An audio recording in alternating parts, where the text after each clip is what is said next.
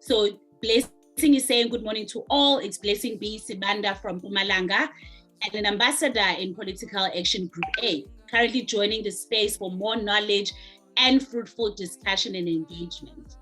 You know, the minute that someone speaks of politics which affect all of us, I'm interested. And thank you, Blessing, for being here to gain more knowledge and share what you already know. And we have different groups that are covering different themes. So you are here because you registered to be part of this conversation, and I hope that you enjoy, everything and you learn as much as you can.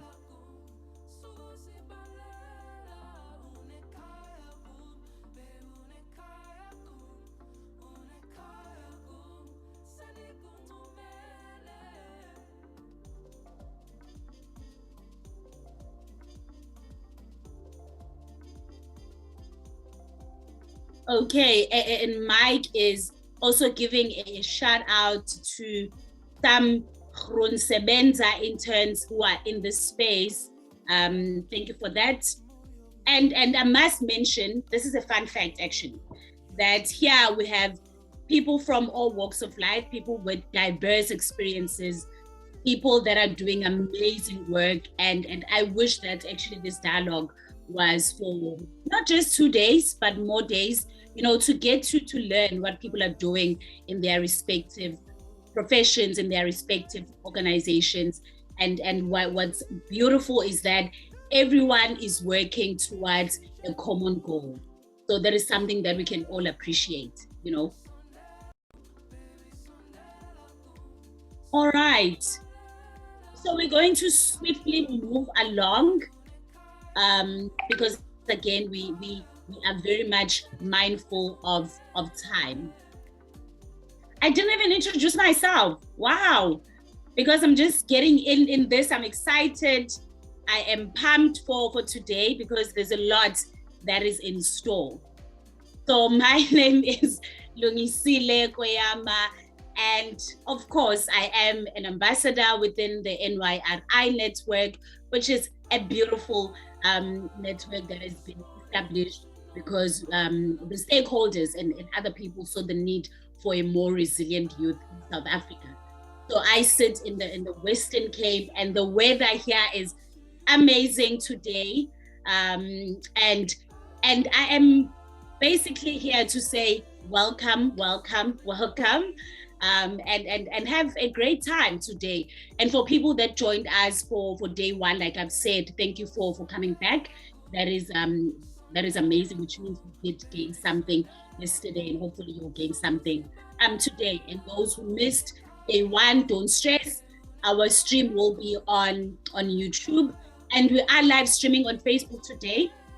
So that is also beautiful. We are also found in all social media platforms. It's NYRI _SA. So please, we do encourage you to follow us, and just to find out what are we doing. Who knows, it might come to your town or to your province. So you have to really be glued onto your socials to get all that information. And I cannot stress this enough. Thank you so much to all the ambassadors. Thank you so much to our stakeholders, Department of Women, Youth and People with Disabilities, NYDA, GIZ, and so many more. And I'm so glad that they're also in this space. And again, we keep to our etiquette, which we have on lock. Our mics off and our videos off, not unless you are speaking. All right. And we have our lovely Saneli Siwe in the chats, managing the chats. If you have questions, there's something that is popping up, if you have a aha moment, like Oprah will say, please do share that in the chat. And we have our lovely team from Westside Activate also in the chat, keeping an eye to see who say what, and to give shout out to people that have contributed so much into the work that we are doing. And make use of your emoticons, your reactions, just to keep engaged. And don't forget your water, your coffee, your tea, whatever that you are drinking, keep hydrated. because we are going to be talking until, we end off this dialogue. And a quick recap before we actually move into the day, a quick recap onto what we got up to yesterday. We had 3 groups, share their interventions and just give a snapshot of what they're planning to do. And today, of course, we are going to be having more groups from the ambassadors. Yesterday, we had the environmental group, which was represented by Dominic. We had the political group A, which was represented by Bomacheng, and then we also have our social group A. Let me be biased, that's my group, so I'm definitely going to echo that. And we had our lovely Fatima and Zona represented. So if you want to know more what they were talking about, you can get the snapshot on our socials, and today we are going to be having 4 groups. All right. If the team can just give me an indication if we are good to go to start. Because I think from where I'm sitting, I think everyone is ready to just dive in and see what day 2 has in store for us. Okay. And everyone should have a program with them. If you don't worry, we'll be just reminding you what's going to happen. And we like to reflect, right? So before we move on to the first group, which is the health group that will be represented by Tato, I would like to share a reflection from yesterday. This was a message of activism by Ellen Bustak, and it's something that really stuck to me. It reads, inside all of us exists an almighty flame that is there despite of what happens around us, despite our circumstances. And when the flame is ignited and given the opportunity to be used, beautiful things can happen. And for me, this just stuck because it is exactly why we are here today. It is exactly why this network was established, because within all of us lives a flame, whether that flame wants to do change within our respective communities or in our country, but there's something in us that said, you know what, I need to make the change. And moving into also 16 days of activism, for me, this speaks volumes, because it says, what is it that I want to do as a young person to make a change? Okay. And there are also powerful messages that were shared throughout the day. So I hope that Group A, let's just wait for the music to go off. Thank you so much, our DJ, for keeping us, entertained, remembering the old days with your music, being nostalgic and all of that. So thank you so much. So we are going to officially kick off day 2, and we are starting with our health group, which will be represented by Tato. So Tato, the floor is in your hand, and I'm not really going to say what Tato is going to be speaking about. She will definitely be highlighting that. And I urge everyone to have a listen, and and if you have questions, pop them in the chat or just jot them down. And thank you for listening to my voice. Thank you so much for the warm welcome, Lungi. And good morning to everyone joining us this morning from all walks of life. I will be representing the health thematic group. So, 1 minute. Awesome. So my name is Tato Mputi, a 27-year-old young woman with a mobility impairment, and I come standing here representing a group of phenomenal young people who are very passionate about our health state and where we stand as a country. So my presentation is centered around teenage pregnancy, And I just really want you to stay with us. As I'm starting this presentation, we know that we have a problem that is teenage pregnancy, but where are the solutions? So join me in unpacking all of this. So this is what you can expect in today's presentation. We're going to give you a full-on introduction, problem statement, problem tree analysis, community mapping, and the most exciting part is the interventions that we are coming up with as young people. I would like to start my introduction with saying, she is a commodity to be traded. She is an object of desire. She's a burden to discard. She is a source of free labor.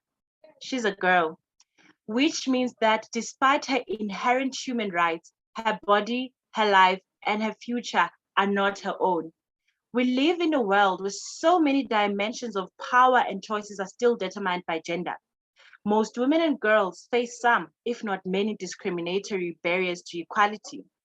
Among the many causes and consequences of gender discrimination, harmful practices rank as some of the most insidious. So, teenage pregnancy amongst adolescents remains such a huge challenge in our different communities of South Africa, and this then becomes a driving force, which then increases the HIV infections amongst these adolescents. The Department of Health in August revealed that the trend of teenage pregnancy over the 4-year period has been increasing. And we know that from April 2020 to March 2021, it was revealed that there were over 23,000 girls who fell pregnant, and 4,053 of those delivered babies. And amongst those were children from the age of 10 to 14 years and 15 to 19 years, which then amounted to a total of 130,267 in the country as a whole. I feel for me, these statistics are not new because unintended pregnancy has escalated, and we know that this is as a result of COVID-19, which then highlighted and spotlighted an issue that we have collectively ignored for years. Young girls and women fall victim of this because of the high rate of sexual violence that we have within our society and in our country. I just want to briefly touch on the statistics of 10-year-olds. We do know that 10-year-olds are not in a position to consent to sexual activities. And we know that according to the law, the consenting age is 12 years. But with that being said, minors are excused from engaging in sexual activities, whereas a 16-year-old who then would engage with a 12 or 13 or a 14-year-old will be charged for statutory rape. So these are some of the policies that we really need to take a look into. As for our problem tree, we believe that statutory rape is a leading cause to this high rate of teenage pregnancy that we see. A lack of comprehensive sexuality education, sexual assault or gender-based violence, and a lack of parental guidance, child marriages came out as we were conducting our research. Some of the consequences include poor educational outcomes, poverty as a continued cycle, unsafe termination of pregnancy services, maternal health and postpartum depression, which ultimately leads to stigma and discrimination and gender inequality. So I just want to break down to you all of these consequences that we have listed here. When a young woman falls pregnant,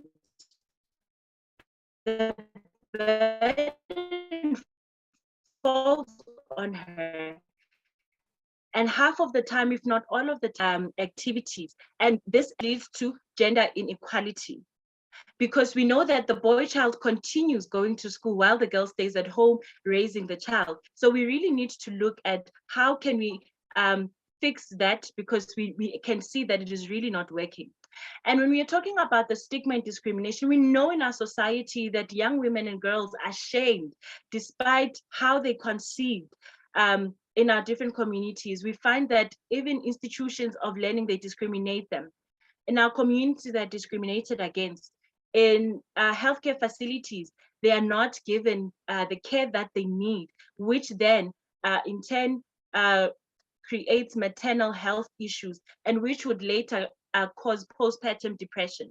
And we know that if young people are not getting the care that they need and they deserve, they then opt for going to your back room abortion services where they can just purchase a pill, which is really unsafe. And I find this to be very problematic because our country has legislated that South Africa is one of the countries that where women can access termination of pregnancy services.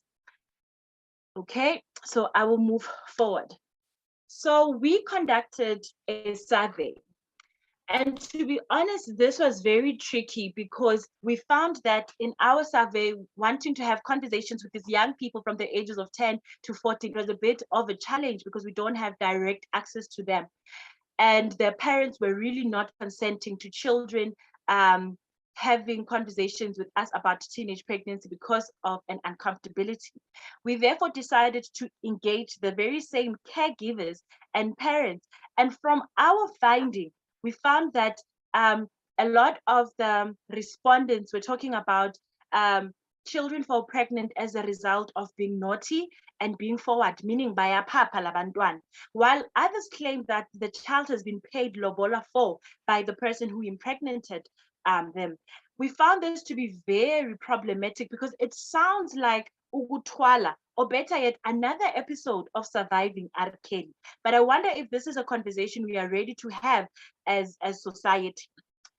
We also found out that there's a skills gap within the primary healthcare facilities where healthcare workers aren't capacitated with offering youth-friendly services, and the referral system that is used is not efficient and does not act in the interest of the child. In this case, we are speaking about the 10 to the 14-year-olds.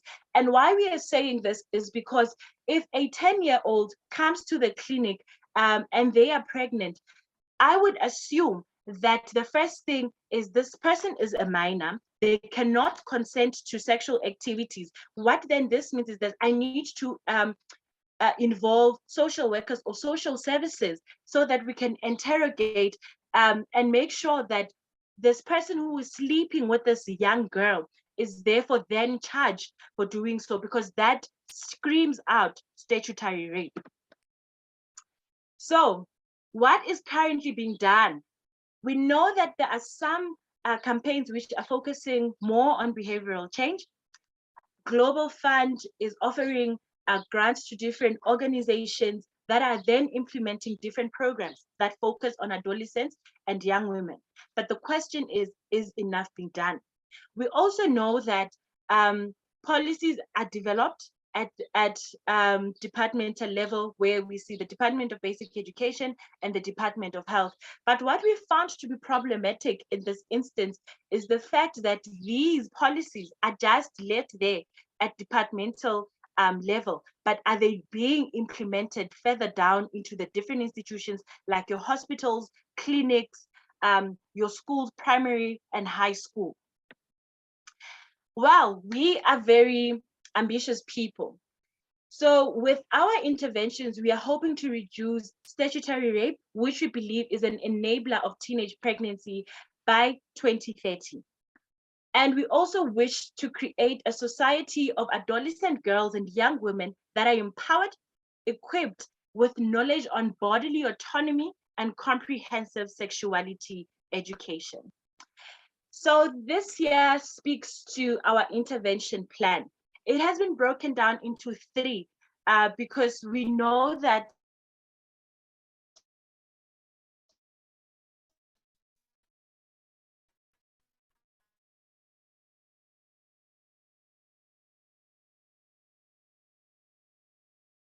this will be implemented in where our ambassadors are operating. So first things first, we are starting with girls' clubs, meaning we're going to have soul buddies. And when we're talking about soul buddies, we are talking about young people who are at primary school age levels, But even in them coming together, they will be broken down into groups according to their ages, so that the content that is then shared within those different spaces speaks to their age groups.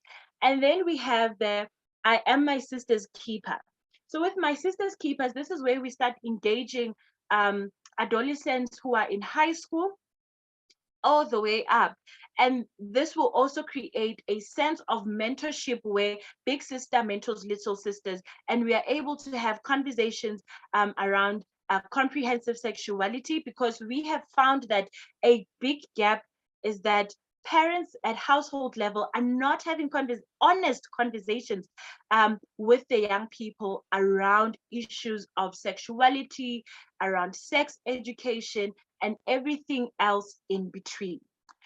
So we also want to have comprehensive sexuality education introduced from an early age, with stakeholders such as your Childline and Teddy Bear Clinic, just to name a few.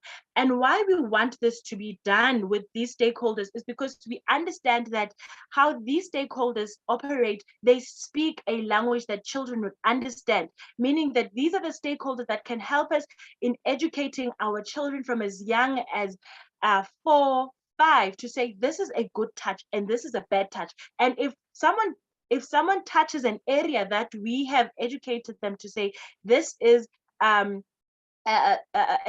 no-go area, or like this is like the red area, what do you then do as a child, right? And we don't want to create new things, but we want to work with existing organizations so that they can also support us in this initiative, and also afford us psychosocial support, so that our young women and girls are able to get holistic support. And we also are planning on engaging with parents as gatekeepers, right? And this came from a study that was done by UNESCO, where a lot of parents were against the comprehensive sexuality education because they felt like it was just brought to the table. They were not engaged on it, so they don't understand it. So being the young people that we are, we don't dwell on problems, but we come up with solutions. And our solutions include having dialogues, having workshops, and holding inkundla, because we understand that we are coming from different spaces as ambassadors. And therefore, this would then mean that we need to work with stakeholders such as your SANAC, because SANAC then brings the element of traditional leadership and religious sectors. And we know that these are the influential groups in our different communities. So when we have a buy-in from those people, we are then able to engage parents as gatekeepers. And once our parents are educated, capacitated, and informed, we will then have easy access to engaging our young people. We also wish to lobby for civil society organizations that are working on issues of sexual and reproductive health rights, and working with adolescent girls and young women to hold spaces at our clinics for us to have functional, youth-friendly service. So that was just the first term. So when we look at our medium term, we are looking at creating curriculum for primary health care givers or workers on comprehensive sexuality education, because remember, we believe that comprehensive sexuality education, it is the key for us in addressing this teenage pregnancy. And with this curriculum, it would also give them guidance on how to operate and how to create youth zone spaces that are safe for young people to come into. Collaborate with implementing partners. At this stage, we're looking at collaborating with UN agencies, your UNFPA, UNAIDS, UN Women, and the government, because we all have a role that we need to play in ensuring that the implementation of this intervention plan becomes a reality. We also looked at things like flagship programs where primary healthcare facilities will be mentored, and this will help us in also strengthening the relationship between primary healthcare facilities and the civil society organizations. We are very big on holding people accountable. So we will have strategies on monitoring and evaluation to see that these youth-friendly clinics, are they working? Are they effective? And in us doing so, we are planning on engaging these young people from our girls' clubs to be part of these structures so that they're able to inform the programmatic work and how we then show up with these solutions. And we also know that we have the prevention of teenage pregnancy policy. Some of you might be like, what is that and where has it been? This is a policy that has been in place for a very long time, but because we know we come from a South Africa that has beautiful policies, but dololo implementation, it hasn't been implemented until recently.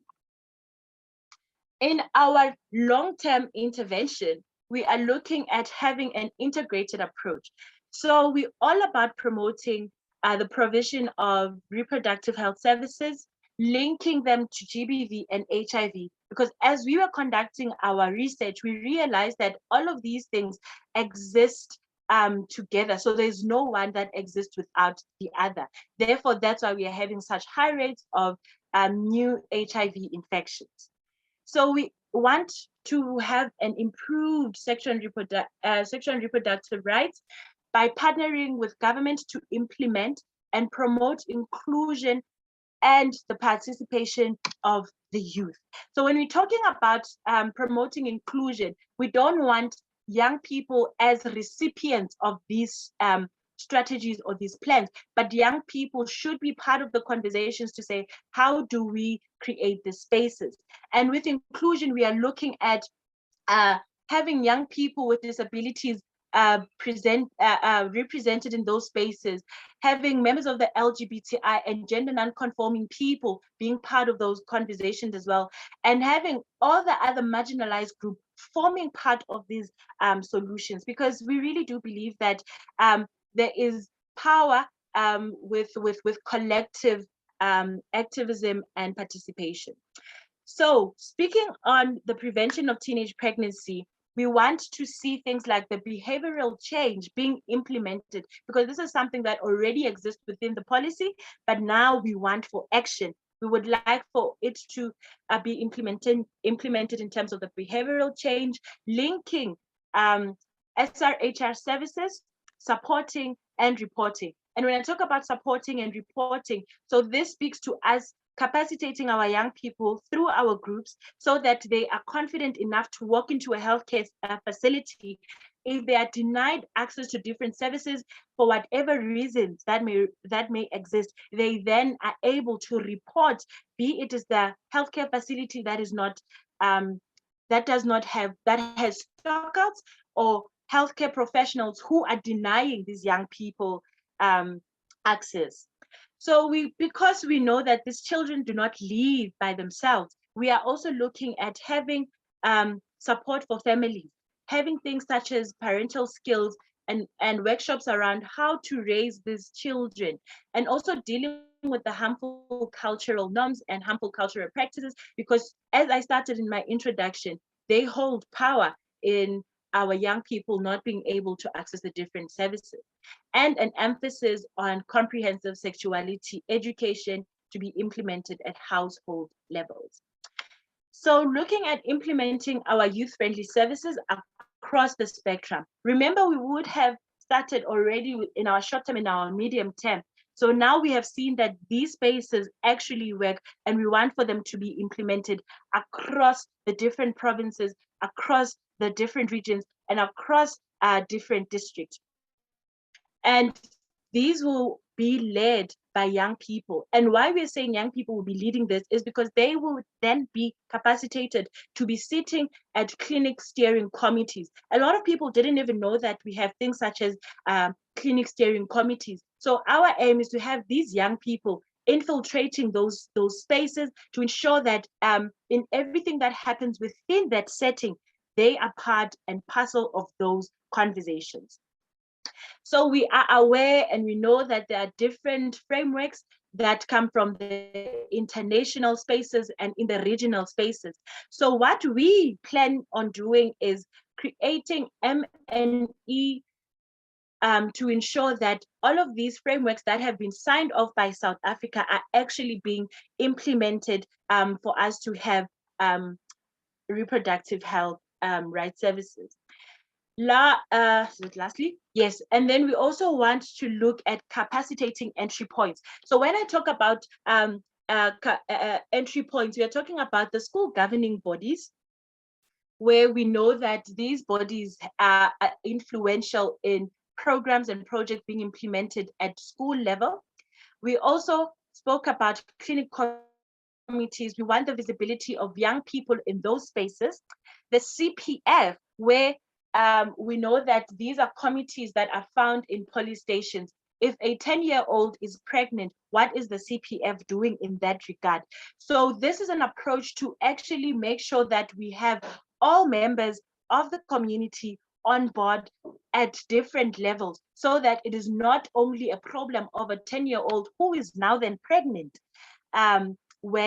So we all have a role and a responsibility to play in ensuring that we combat this thing. And I think another thing that I might have left out is that in our interventions, we are not only going to focus on young women, but we will also be looking at young men, meaning creating mentorship for them as well, because at the end of the day, these young women are not impregnating themselves.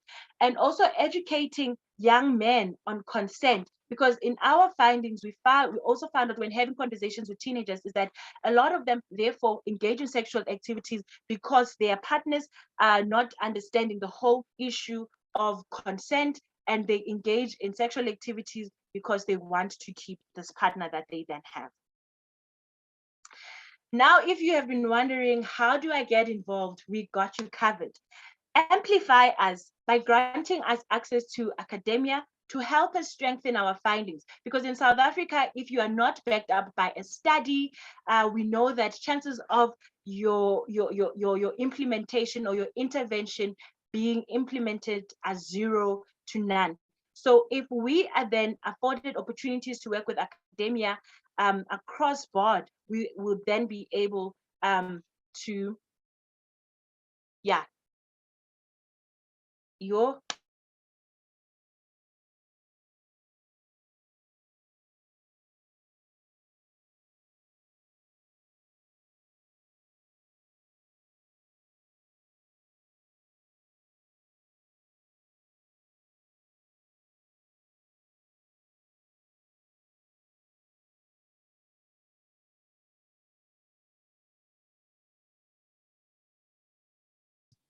it fully, and we will always have these issues of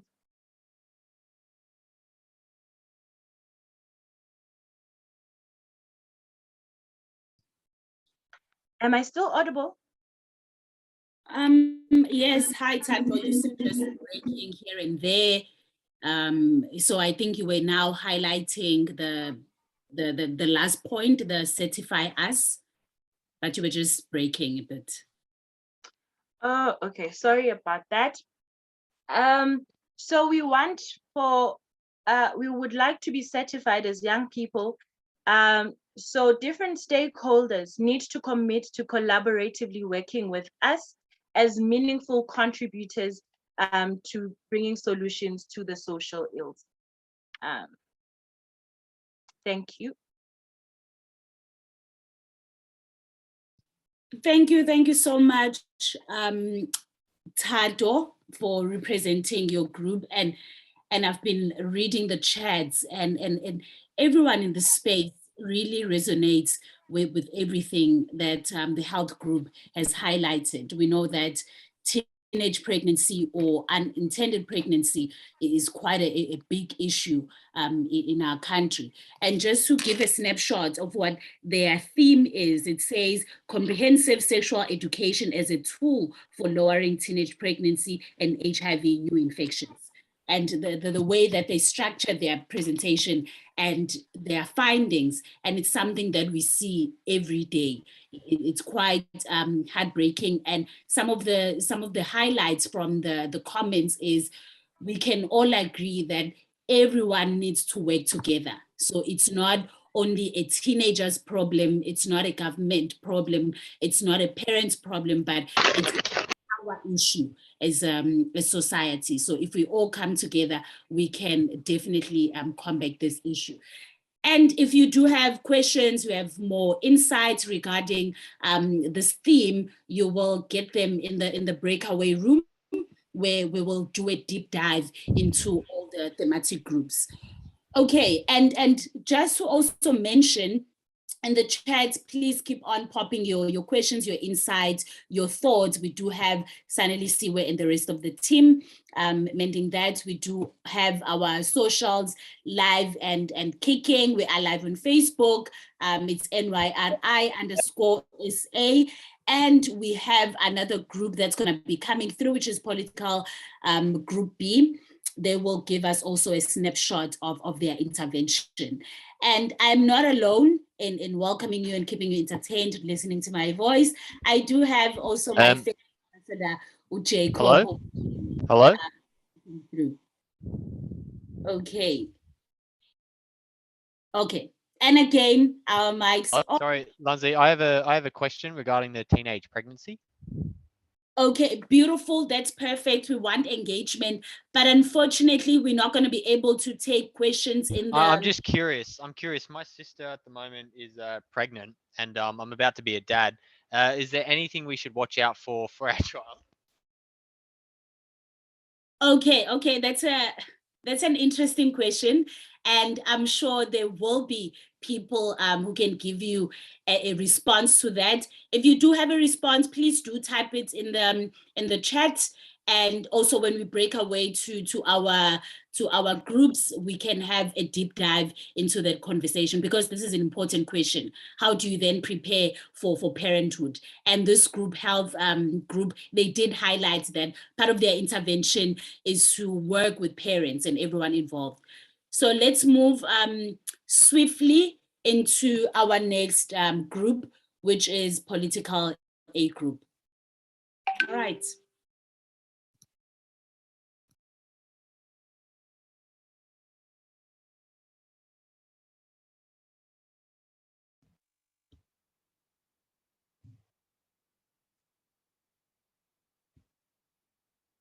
Good morning, everyone. Can you All hear right, me? guys. I'm just going to be presenting lack of youth representatives in political leadership spaces today.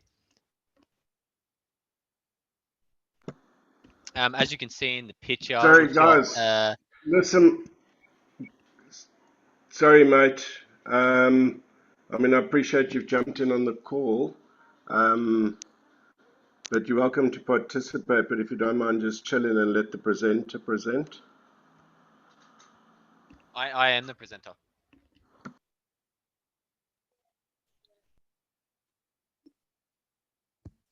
It's me, Hello. Daddy. Can our tech person make sure that Can we get started with this? I think a lot of people have been eagerly waiting for this presentation.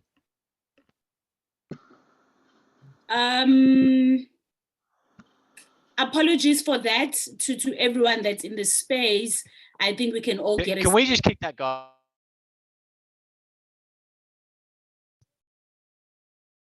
We do apologize for that. Tapelo is going to be representing the political group. What has happened, yeah, it's things that we can't control, but we do apologize for that. And also, if our presenters maybe just get cut off, please be patient with us, because we know that we do experience load shedding in our country. So let's exercise a bit of patience. And Tapelo, the space is yours. You can begin with your presentation. And again, apologies to everyone. Okay. Am I audible? Yes, we can hear you perfectly. Okay. Thank you, everyone, for joining and giving me this platform today. My name is Tapelo Midupi, and I'm going to be co-presenting with Lesedi Matlala. And our discussion would be particularly in its lack of youth representative in political and leadership spaces. So we started by defining what is youth. And we said youth are defined as a subgroup in society between the age of 15 and 29. People under the age of 30 make up approximately 50% of the world's population. Youth are liminal agents that is positioned at a unique transitional state between childhood and adulthood, which gives this group the ability to both shape and be shaped by the structure and event in their society. Youth are thus a group in society more open to innovation, better able to adapt to change, able to generate unconventional ideas, and willing to take risks to achieve this goal.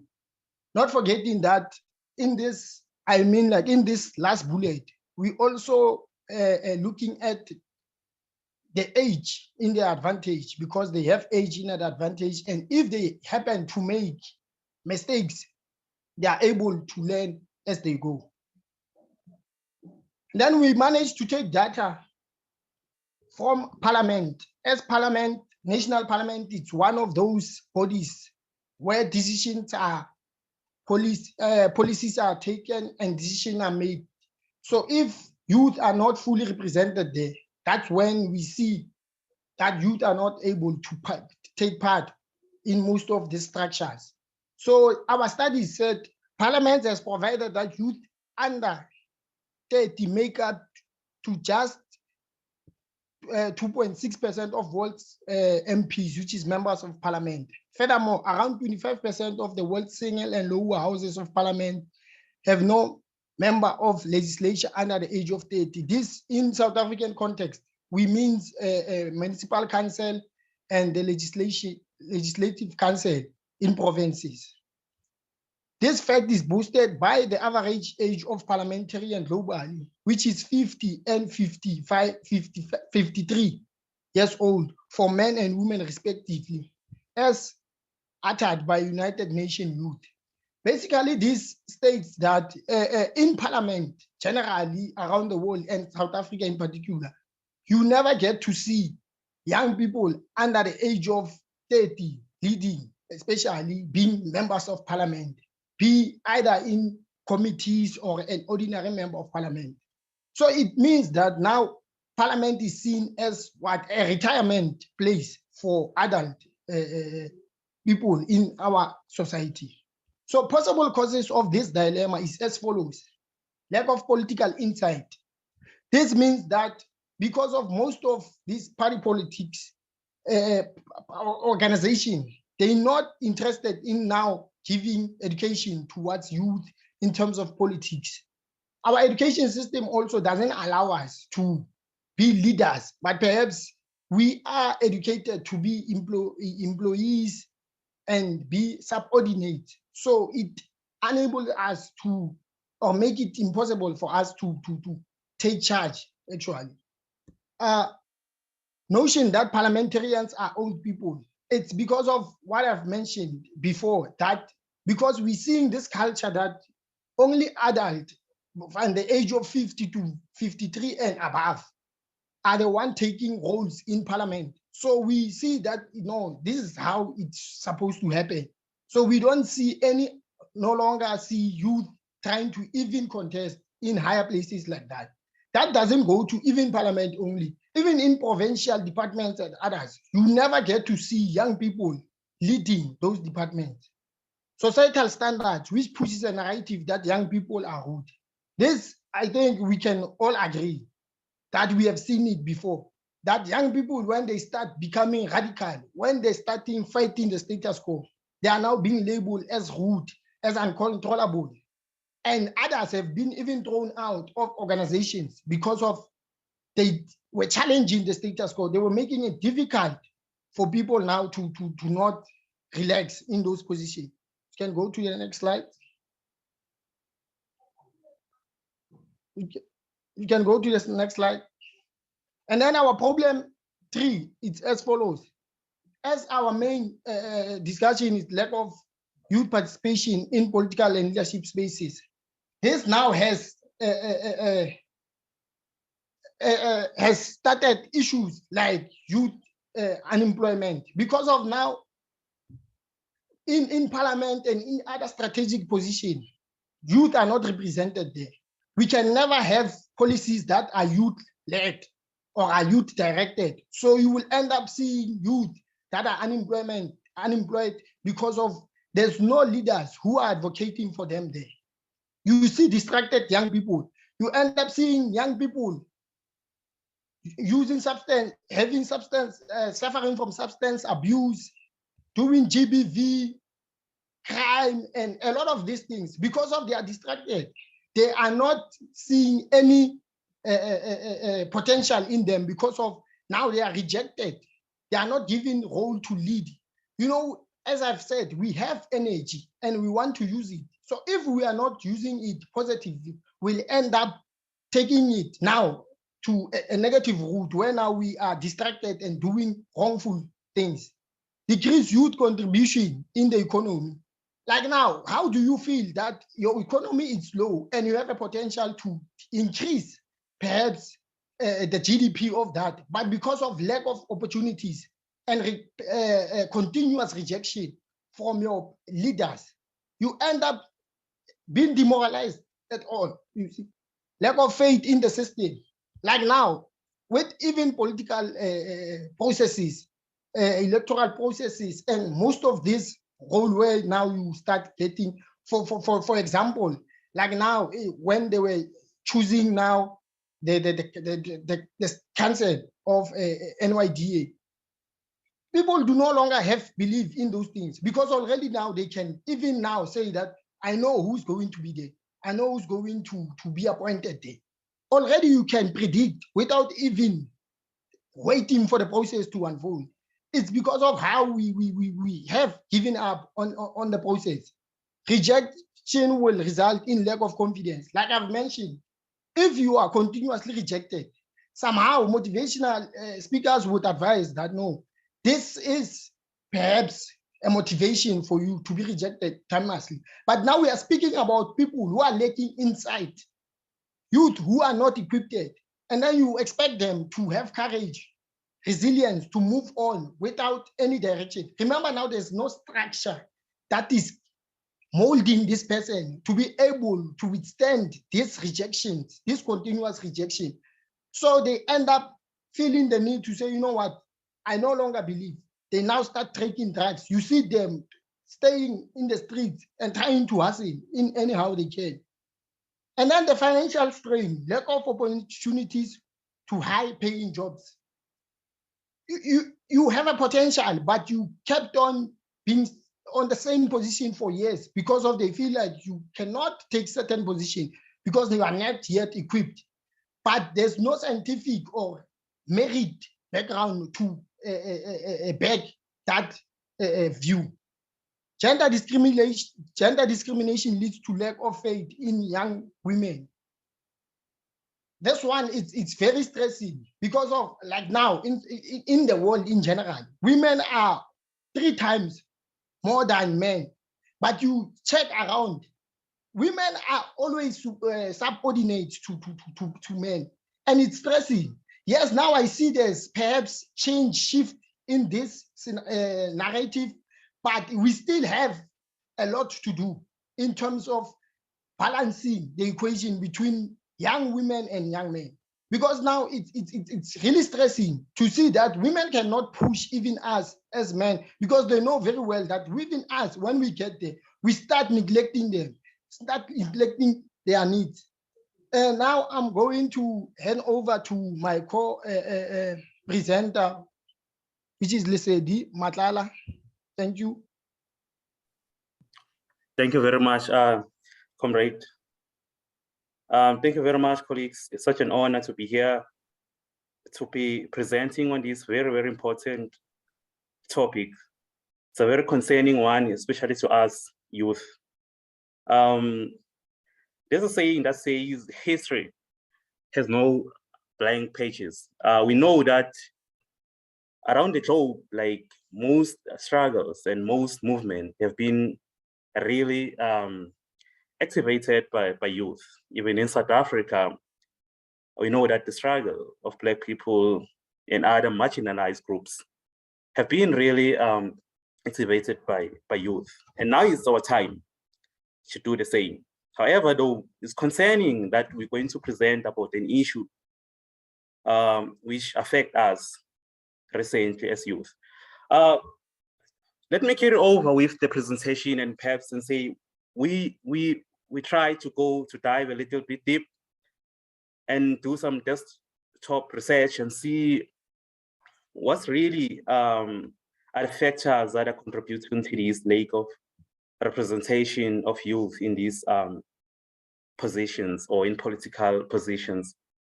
So yeah, we found out that indeed there is an increasing evidence that in the 21st century, youth across the globe are increasingly becoming disenchanted with political processes and electoral processes in particular. Most of the recent studies show that in countries including US and SA, we wouldn't be surprised to just witness that just a few weeks or if not a few months ago. There's a noticeable increase in the number of young citizens who have consciously and intentionally distanced themselves from the political activities and electoral processes. This has been happening since the 1990s, but now it is becoming even more. So we have also tried to draw some data from other secondary sources because we couldn't have time for this project, at least to conduct a survey ourselves. We didn't even have capacity, at least, to try and ask what young people to say what's wrong, what's really hindering you from participating in these political processes, and more important, what's hindering you to take leadership in this. However, the secondary data has become useful because these are surveys that have been conducted by other organizations who've got an authority to do so. So a survey of 36 African countries by Afrobarometer, it's a pen and non-partisan survey project that measures citizens' attitudes on democracy, governance, and economic and civil society, knows that African youth exhibit the lowest level of political and civic engagement compared with other age groups, as evidenced in the figure below. As you can see the figure below, the yellow is youth, which the age group is 18 to 35. Then the orange one is young women, 18 to 35. Then the red one or maroon one is older citizen, 36 and above. You can see when you look at those diagrams, those little diagrams, you can see that in terms of interested in public affairs, you can see the percentage there, very disappointing for youth, discuss politics, voted in most recent elections. We just witnessed that, as I've said, in South Africa, where most of the youth people didn't vote because they don't have hope in these processes, as my colleague Tapelo has alluded. Attended a campaign rally, attended a community meeting or joined others to raise issues, contacted the political or community leader. We no longer even contacting them or communicating with them because we no longer have hope on them. Attended a demonstration or protest march. So colleagues, comrades, you can see that the stats, although they have been conducted in the period of 2014 to 25, because we couldn't find the recent data, I can assure you that it's really disappointing even now, recently. Next slide, please.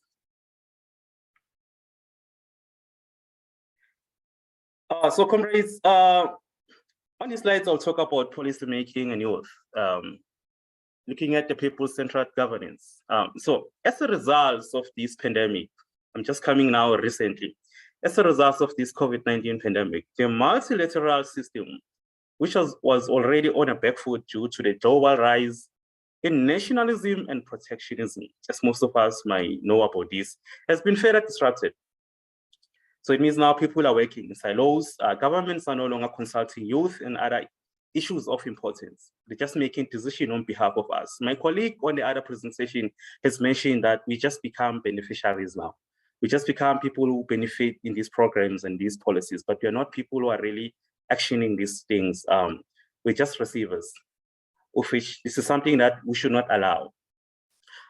So to truly address the needs of our time, domestically and internationally, states must seek to work cooperatively among each other and with various stakeholders in their respective societies.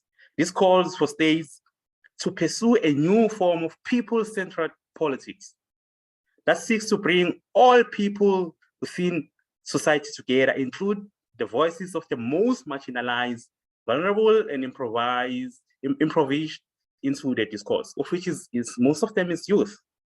They should really adopt models that leave no one behind. We are a majority. The stats are there, and the numbers don't lie. Why are we being left behind? And why are we being engaged in processes that are not really structurally formal? We should not allow that. Why our opinions are busy like going through opinion papers, etc., like that, and not being considered in structural formal processes? That should not be allowed. So why are youth a vulnerable group that must be consulted, and why it is important for states, governments, public officials to consult with youth? Youth are affected by the secondary effects of this pandemic, this recent pandemic. We see that there's a breakdown of the social networks and linkages that youth rely on. They are being left behind in terms of education, health, well-being, and economic opportunities. Stats and information really tells us that. More vulnerable to social ills such as crime or substance abuse in times of social crisis. These are the things that they will venture to in case there are no job opportunities or economic opportunities for them. It means more crime. It's evident in South Africa, we can see that. Young people are also at the forefront in responding to the crisis through volunteering as public health workers. We've got a lot of youth-led organizations that are trying to bridge the gap, that are trying to be at the forefront. They should deserve recognition that really put them at the forefront. Next slide, please, Malera. We've tried to, through our research, and to come up with solutions and recommendations. Other leaders or other groups might say those are the interventions that they are considering, as we call them, solutions and recommendations.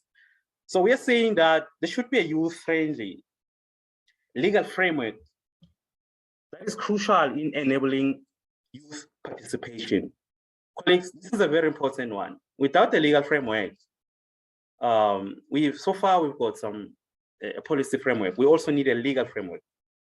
So in 1/3 of countries, laws does stipulate an eligibility age to run for parliament at 25 years or higher, or even 18 or higher, creating a gap between the legal age of majority and of voting age, or the voting age. On the other hand, and the age at which an individual can serve in elected offices. I mean, if we can vote, why not then, if we can vote, why not then represent the people that are voting? So if I'm 18 and I can able to vote, it means I'm 18, I can able to lead the people who are voting. So since national governments and parliaments can review the legal framework, these are the things at least that they should consider. Aligning the minimum voting age and the minimum age of eligibility to run for office. Introduce, we've seen other countries in those developed countries, they've been doing that. Why not? Why are we not doing it? We are behind. We need to catch up. In fact, we need to lead. We don't have to catch up anymore. We need to lead in terms of these things. At least, again, they should consider introducing youth and women's quotas in electoral laws. Yeah, our country is trying to get there. Identifying and addressing content-specific legal barriers to youth participation, such as to facilitate the registration of youth-led organizations. I want to emphasize this, youth-led organizations. You say here in South Africa, it's amazing. Like, we've got a lot of youth-led organizations, but they're led by people who are not youth. That's why it was important for us to start with defining youth. I think to give it at least a context so that we can understand what do we mean by youth. Like, it's so embarrassing when we have to meet with other countries and we see really they've sent their own youth representatives, and us is not people who are not youth. That's disappointing and really not encouraging at all. Okay, sorry, colleagues. Yeah, and youth-led civil societies and their networks can be important means of participation for many young people across the globe. Depending on the contextual factors, they can have a positive impact on their communities and create spaces for participation. They can also encourage continuous youth participation and civic civic education in schools and universities. Of course, we see that there are a lot of organizations here in South Africa that are trying to do that. We've got your Activate Academy, we've got YALI, we've got Air Political. There are a number of them. We need more, especially in schools, especially also in those high schools. We shouldn't just target graduates. I mean, we've defined what youth consists of. Why are we only focusing on universities and not to high schools as well? So example, at Barefoot College, nice school in India, children have far-reaching rights to directly participate in schools affairs and in municipal affairs. Why are you not doing it here in South Africa? What is hindering us to do that? Governments or national governments should really support youth-led community development and volunteering organizations, but do not give them conditions that benefit yours. It should be a mutual benefit between the two. It shouldn't be what I realize about most government, they're just using NGOs just for them to benefit, and they come with these conditions that are charged whenever they support this youth-led community development. They need to provide at least flexible support with low access barriers to innovate small-scale projects. Now, that's a very, very important one, colleagues. We know that we've got issues in this country, like the breach of, the issues of digital device with phones and radios. So this also hinders innovation from youth. Next slide, please. I don't want to run out of time. I know we've been given 10 minutes.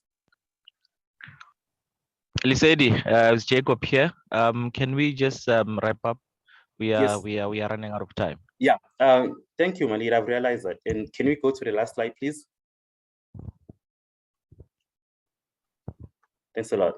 So, comrades, in conclusion, because we're still going to engage in these issues on our breakaway rooms, perhaps that's where we'll dive a little bit deep.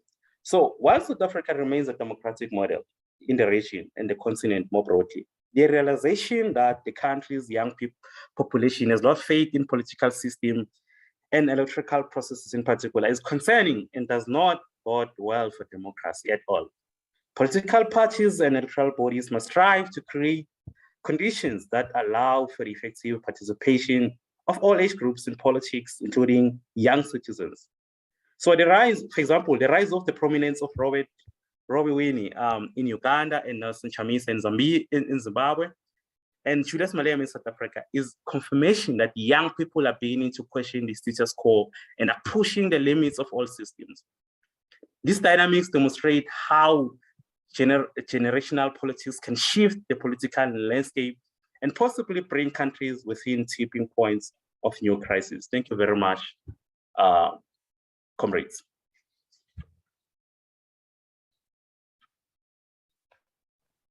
Thank you, Lisedi, for such a powerful presentation. I heard that you mentioned the issue of gatekeeping in the political landscape, lack of hope from the youth. And that's where I believe that the NRI needs to step in to ensure that we build resilience back into our communities, to ensure that we encourage the youth of our communities. I mean, it's quite an important program of which we are in, the NYRI, to build resilience and still restore hope into the youth. Therefore, thank you for such a powerful presentation. Now what we'll be doing is that another thing that I just wanted to highlight, colleagues, that let's be mindful of the time and try to stick to the time allocated. More discussion will be had in the breakaway rooms if there's something that you might have missed out on your presentation.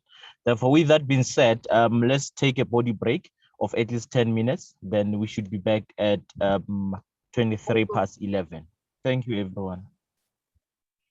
Ryan, can you just step in with a music or perhaps a video? Thank you.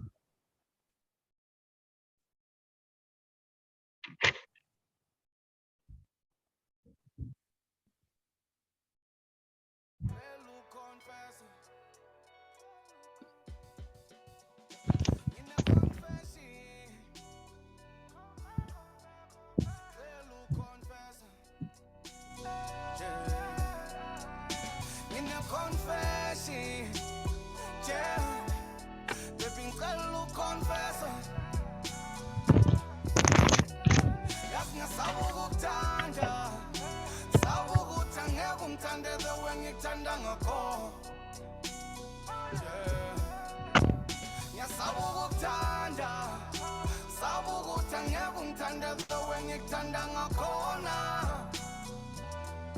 hlale ngibuza mawulela uyangiphuphana uyangibonana ngiyavakashana emaphusheni akho izweni yakho ngendawona nekhayana ngalalana hlale ngibuza mawulela uyangiphuphana uyangibonana ngiyavakashana emaphusheni akho enhlizweni yakho ngendawona nekhayana ngalalana malingishoneli langa kufihla kusiza ingcono vele ngiphumela obala ngitshele ngendlela engizizwa ngayo ngiyavuma ngiphiki kuthi uyangithanda inkinga bukho ubufakazi senza isasho lutho nokuthi I love you sekwaba into elula ongayishona noma kuba Taisena value uthando lwamanga nolweqiniso lipendwa ngembali efanayo mhlawumbe isigebengu xolele nami kumele ngivikele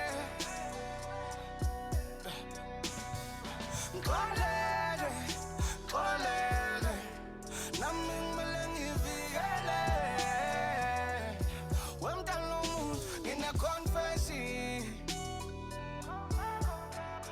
cela uconfessa ngine-confession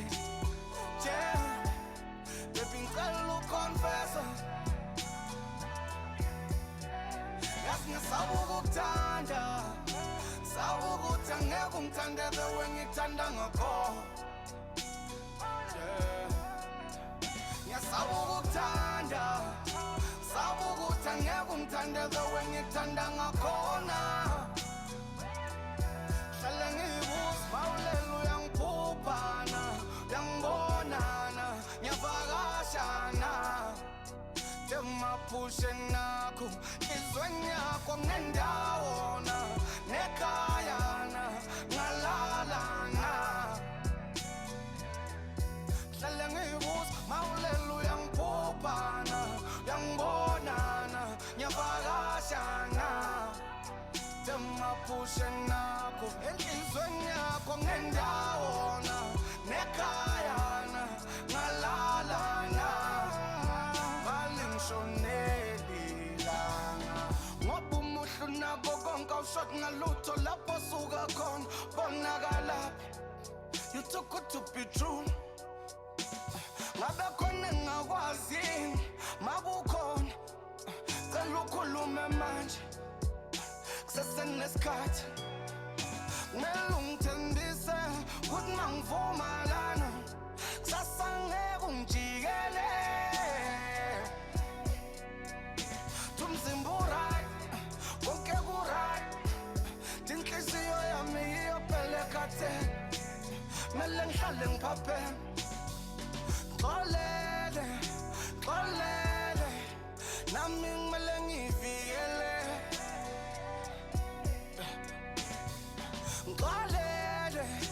xolele nami kumele ngivikele wemntana womuntu ngine-confession cela uconfessa ngine-confession baby ngicela uconfessa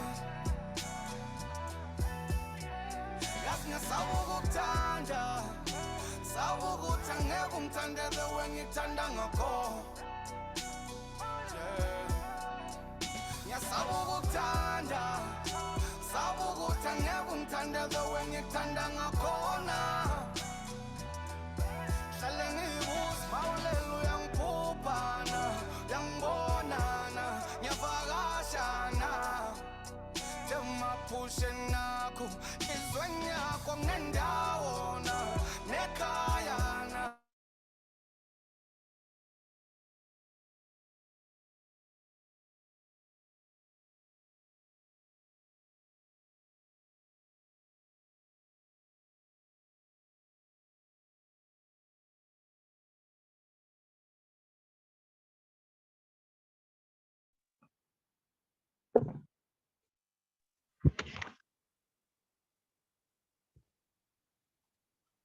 All right.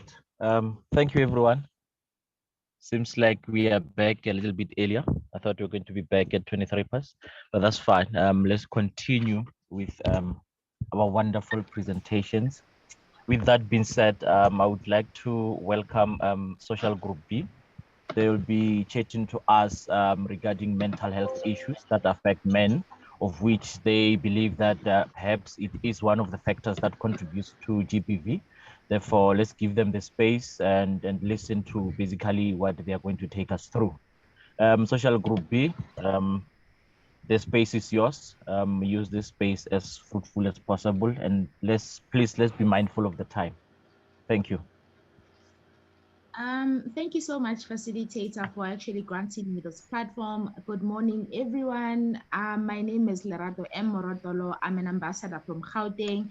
I am not alone. I'm with my co-ambassadors, Sharon and Tremaine. It isn't much of a coincidence that just yesterday, the 19th of November, 2021, we were actually celebrating International Men's Day with the theme Better Relations Between Men and Women. And here I am today, I'm about to unpack how mental health issues amongst men contribute to the high rate of gender-based violence in South Africa. With that said, that is our proposed topic for today. I think it's very important that before we go deeper into the conversation, we actually start into defining what mental health is. According to the World Health Organization, mental health is a state of well-being in which the individual realizes his or her own abilities, can cope with the normal stresses of life, can work productively and fruitfully, and is able to make a contribution to his or her community.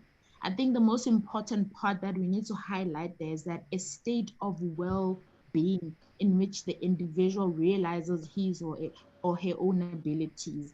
And also, I think with that, now that we've defined what mental health issues, it's also important that we define what gender-based violence is, and we actually explain the type of violences that we faced in South Africa. Um, Gender-based violence, it can be broadly defined as the general term used to capture violence that occurs as a result of the normative roles expectation associated with each gender, along with the unequal power relationships between genders within the context of a specific society. Gender-based violence can be physical, can be sexual, emotional, financial, or structural. It can actually be perpetrated by intimate partners, acquaintances. It can be perpetrated by strangers or even institutions at most. And most acts of interpersonal gender-based violence are committed by men against women. And the men perpetrating the violence is often known by the woman. Such partner, it can be like a partner or like a family member. And we're speaking about violence against women and girls. We're speaking about violence against the LGBTQI community. We're speaking about intimate partner violence. We're speaking about domestic violence, sexual violence, and also indirect or structural violence. I believe that it isn't every day that we take part in such conversations about manhood, masculinity, and men's issues. And that is inclusive to a wide range of viewpoints. And we celebrate men and boys in all diversity. We're not actually being specific with regards to a specific man, but we are talking about men in different spaces, men in the LGBTQI community, mentally and physically challenged men. I mean, we're just being broad in all the spaces with regard to the type of men we're talking about in our presentation.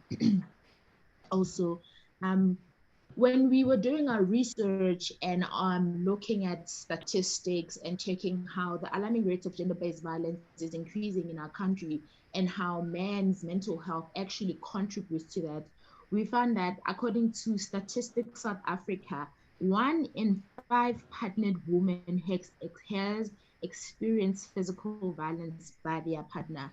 That is very troubling to say the least. And also with that, we understand that as much as men are human more than anything. They have feelings, they have emotions, but it's quite so sad that they actually can't express themselves freely because of the society that we live in. and they face a series of health challenges that need to be addressed in order to have our communities function to their fullest potential.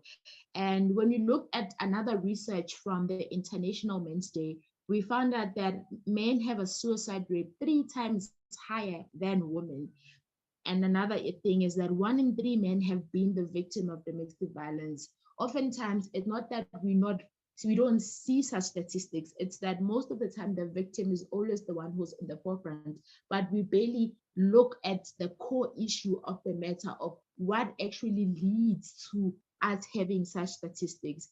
And actually, when you look also at the crime statistics South Africa, for the first quarter of 2021-2022, it actually revealed that about 10,006 people were raped.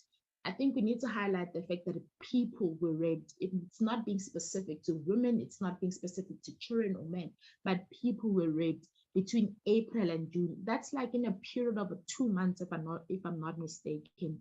And this has actually increased of 4,201 cases, amounting to 72.4% increase compared to the reported period. We are speaking about a period of 2 months, and a sample of about 5,439 rape cases revealed that 3,766 of the rape incidents, they took place at home of the victim or the home of the rapist, and about 487 rape cases were domestic violence related. Now, as we are trying to unpack and understand what actually causes that, why is it that the stats constantly highlights the fact that all these cases are domestic violence related issues. As our team, Social Group B, we have sat down and then we came up with a problem tree that actually highlights the core problems, the effects, and some of the causes of gender-based violence. As you can see that our main core problem is that the men are not able to freely express and address their mental health issues. I believe that living in a patriarchal society, men are said to be, and there's this saying, Gasperi, that says, meaning that as a man, you're not supposed to talk about your feelings, you're not supposed to talk about your emotions, because when you do that, you're said to be weak. And we're not very much aware of the effects that has in our communities. Because when you look at the effects, is that we see that our society, as women and children, we live in fear. There's increasing rate of sexual transmitted diseases and unwanted pregnancies.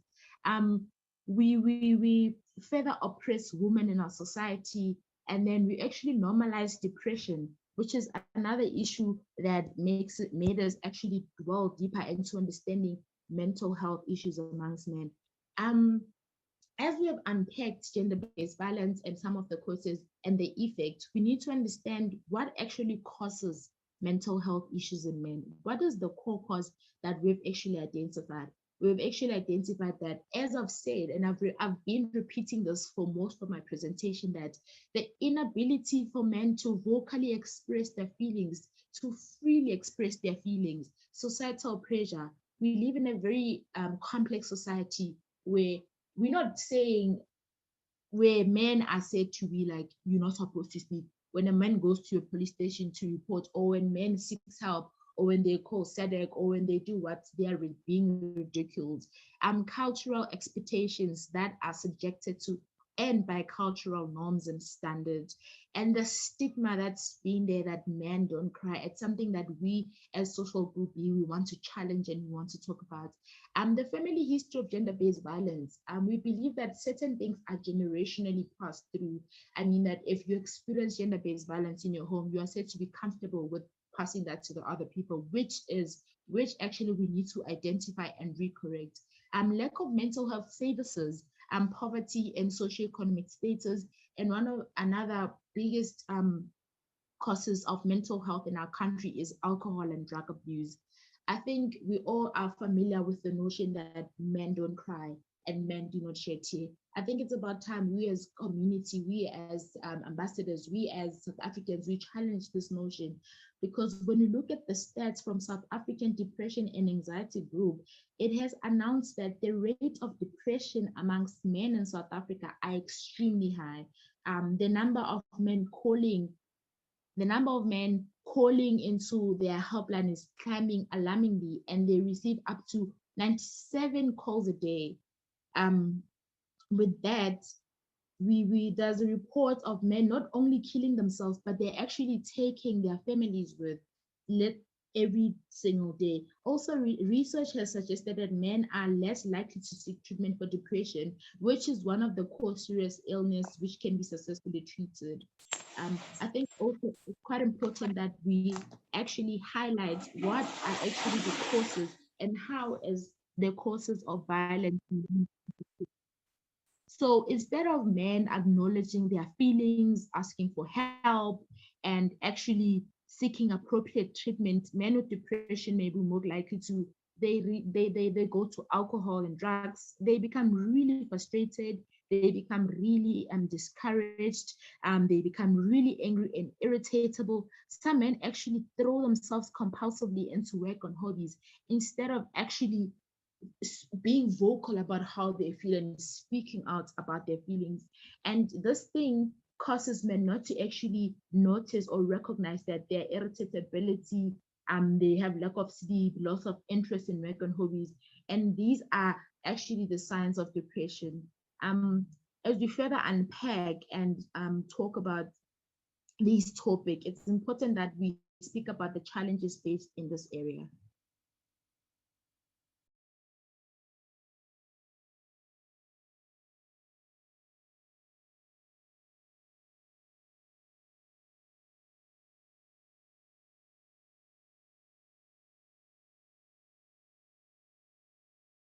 So some of the challenges.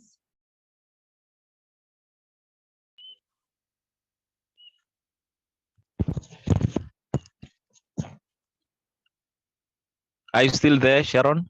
Seems like you're not audible. Sharon needs to actually unpack some of these challenges that are faced in this area.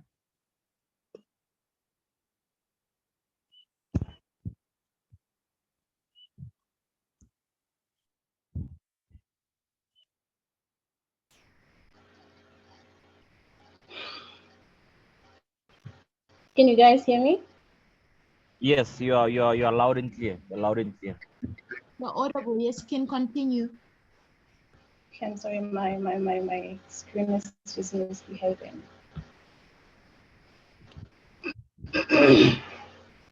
Just give me a moment. I'm actually sharing this window again. Yeah, there we go.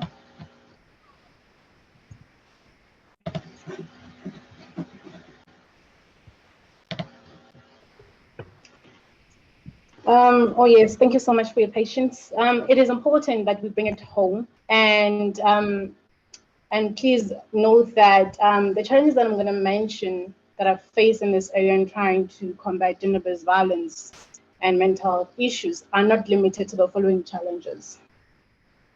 Well, here we're speaking about culturally dominated spaces. These are the spaces that do not allow certain conversations to be heard. For example, what is said to be male issues or private matters. And secondly, we're talking about structural or institutional challenges.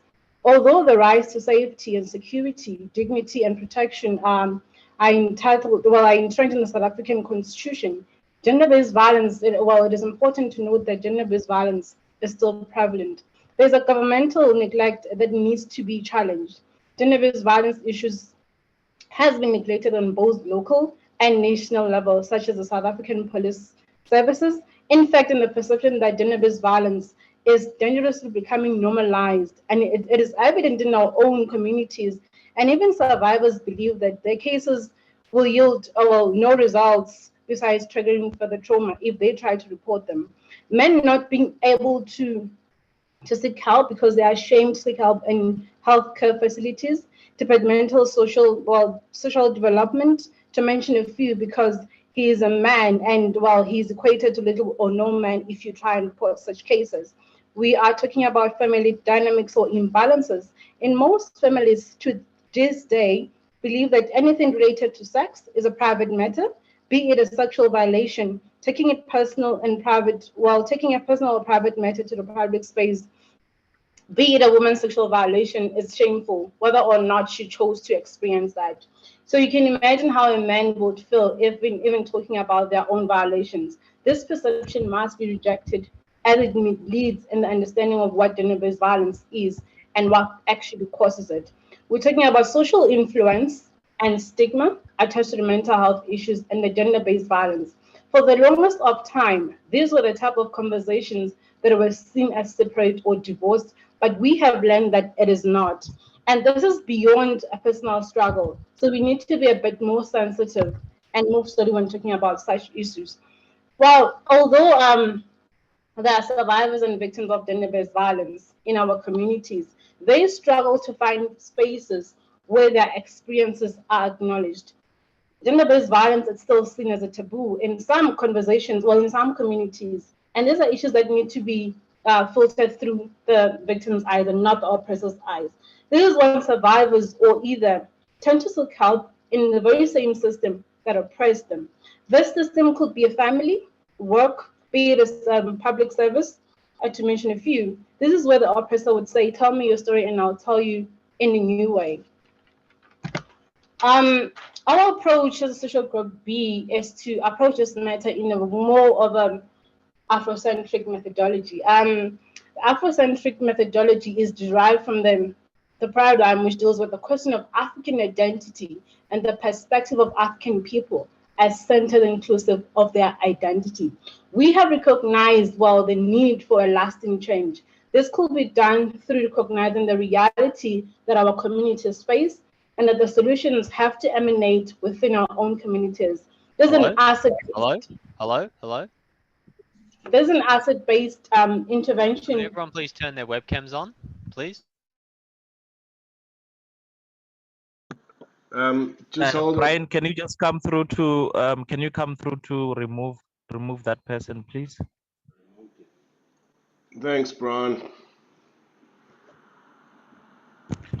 Continue, ma'am.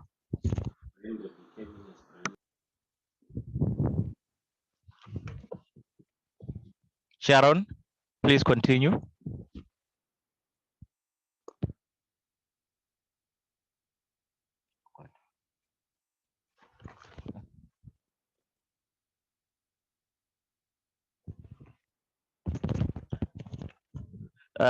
Anyone from social group B, can you just please step in for Sharon if she's struggling with signal? Anyone, please?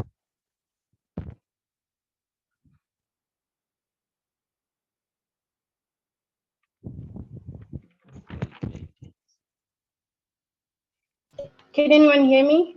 For some reason, I get muted or over. Yes. Can anyone hear me? Yes, we can hear you, Sharon. Just continue from where you have left.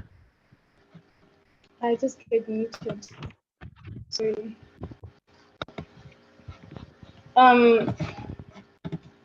Sorry about that. This is an asset-based intervention, which puts the community at the center of its own problems. This is about mobilizing assets that are available and resources, leveraging existing activities, and identifying pillars of the community and change makers to form some kind of an impactful group, to avoid working in silos and tap into each other's energy and find encouragement on what is good. Well, this methodology will focus on, it's kind of a focus on Africans and the cultural centers are concerned. You know, Africans' experiences to be interpreted in an African way. The Afrocentric method is derived from the Afrocentric paradigm, of course, and then looking at the statistics, numbers don't lie. And I'm speaking in a very sensitive way, and I'm going to say this, that we need to realize that 1 in 3 Black men are likely to go through therapy or counseling as compared to white men, and 1 in 3 Black men are likely to find themselves at the wrong side of the law as compared to white males. This is where the community-based intervention is necessary. Clearly, these are 2 male counterparts do not experience or address issues in a similar manner. This is because their values and standards and norms cut across different African people tends to be contextualized. Well, it needs to be contextualized. We need culturally grounded social practice which integrates common cultural experiences. Hence, one of the goals as a project is to host a mental health awareness indaba, which will be safe spaces for elderly and young men to share their experiences or life experiences and allow their teachings to be shared at a bonfire. Maybe someone will understand it better like that. You need, you know, the saying that, which we say that when an old man in a community dies, a library is burned because he goes with the knowledge. For the research findings, the primary burden of healthcare falls on community-based services providers. Even lay counselors and community leaders are having to step in where institutionalized help is not available. While research proves that only 27% of South Africans reporting severe mental illness ever even receive treatment, this means that nearly 3/4 of these sufferers are not accessing any form of mental health care. This according to South African College of Applied Psychology. Now, our findings following research, our group found that one of the main reasons that depression and mental health illness is generally not recognized by men because of the large stigma attached to the illness in relation to what it means to be a man. In addition, many people see depression as a weakness, and as a result, many men are reluctant to come forward to seek help. Well, these findings are supported by SODA. We need to actually fight the stigma that is attached to mental health issues. This project is planned to be implemented on a local and not a national level. In our respective communities, we are rooting and working on a counter discourse which will, with the aim of representing the world differently, adopted from faculty perspective. This is when we make sure that we are normally spoken. This is to make sure that those who are normally spoken for and spoken about begin to speak for themselves, creating a counter discourse, showing resistance to the power oppressing them. Through a similar vein, one of the researchers found that counter discourse on social media allows for the expression of people's voices and identity to be heard. There is a need to regulate the understanding of mental health care issues in relation to gender-based violence. In our societies, this will inevitably help combat the stigma attached to our African Black men to acknowledge that mental issues exist. And part of the fighting the stigma surrounding mental health issues and gender-based violence is the language and words. Violence against women is normalized through the ways in which the messages are framed. And the language used, for example, the myth of blaming the victim by the South African government instead of saying that, for example, violence and abuse against women have no place in our society. The government is calling on women to speak out and not allow themselves to become victims by keeping quiet. Women who speak out are able to act, affect change, and help others. These messages were revised by multiple activists. Now it reads as follows, differently from what I read. Violence and abuse against women have a place in society.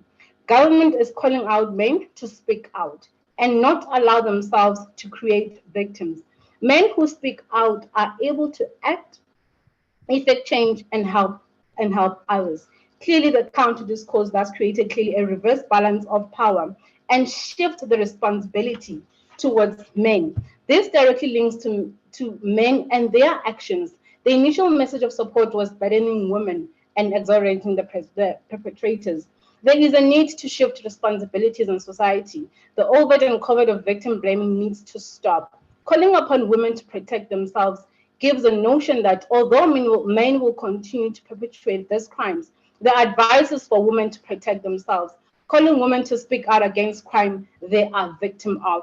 A shift is needed, and men will then take accountability and eventually acknowledge that the cause of the problem lies with them, and so is the solution. Well, part of the intervention plan, we've got 6 phases. Now, the phase 1 is creating podcast videos to share on social media platforms about the importance of mental health issues.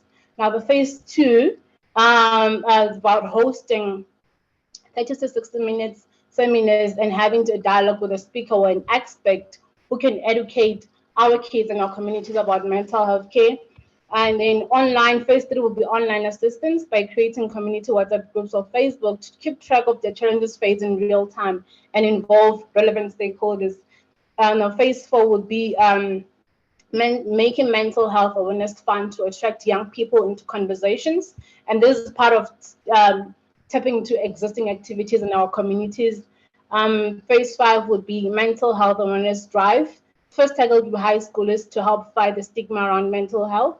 And then the last phase will be eventually the drive will give birth to community social groups that will serve as a safe space for tackling mental health issues. Now, the proposed intervention has a time frame and there's the stakeholders involved and the people responsible. In our own communities, I'm from Limpopo, and Alerata from Gauteng, and then we have got Tremine in the Western Cape.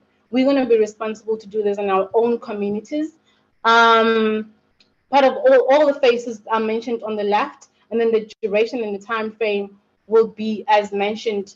Well, part of the creating the podcast will be, at least the duration will be 4 weeks of actually sharing them on social media, targeted at everyone who has access to social media platforms. And then part of hosting the community seminars, we're all responsible. The target is young men and women, inclusive of the stakeholders that I'm going to share on the slide. And then the online assistance by creating community WhatsApp groups will be a long-term one, since all we need to maintain.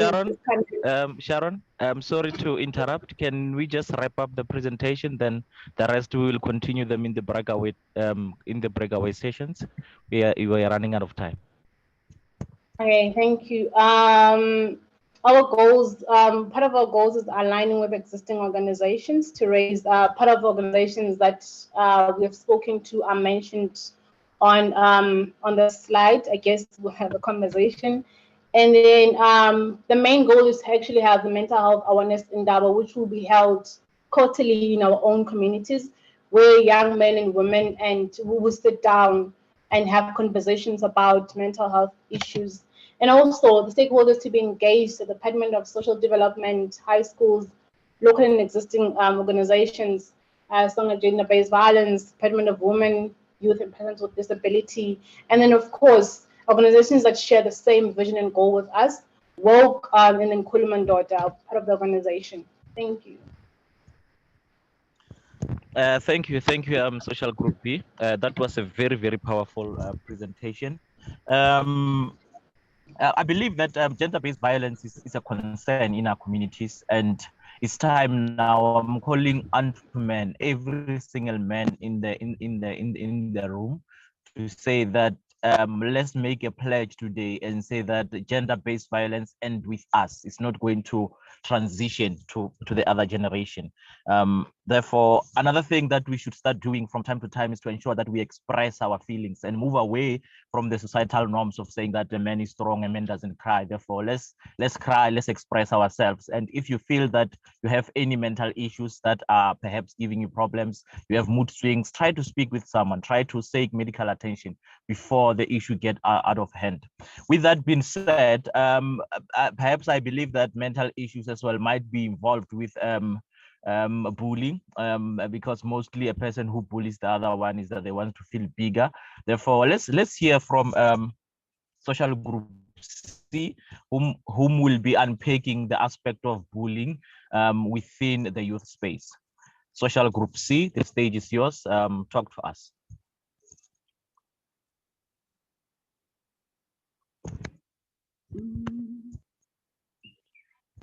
Mona, you can share our screen.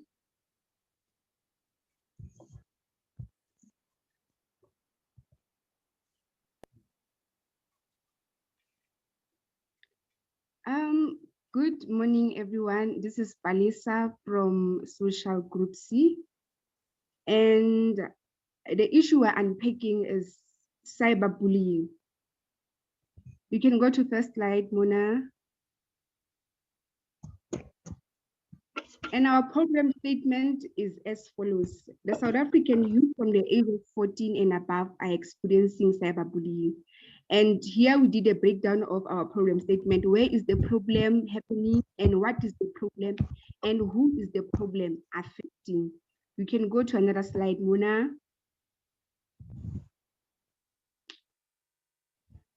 go back again. And what is cyberbullying? So we briefly explained that cyberbullying or cyber harassment is when someone bullies or harasses others on the internet and on other digital spaces in a deliberate manner. Cyberbullying has become increasingly common, especially amongst young people, as the digital space has expanded and technology has advanced. We can move to another slide, Mona. And how to identify cyberbullying. You can identify cyberbullying by the following: sexual remarks, this may include slut shaming, sending sexual explicit comments, posting rumors, spreading or publishing fake news, especially to discredit others. Hate speech is any form of communication that uses discriminatory language to a person, group on the basis of who they are, and threat to the behavior that may intend to inflict or damage someone else's life or image. Using others' personal information without consent. You can go to the next slide, Mona.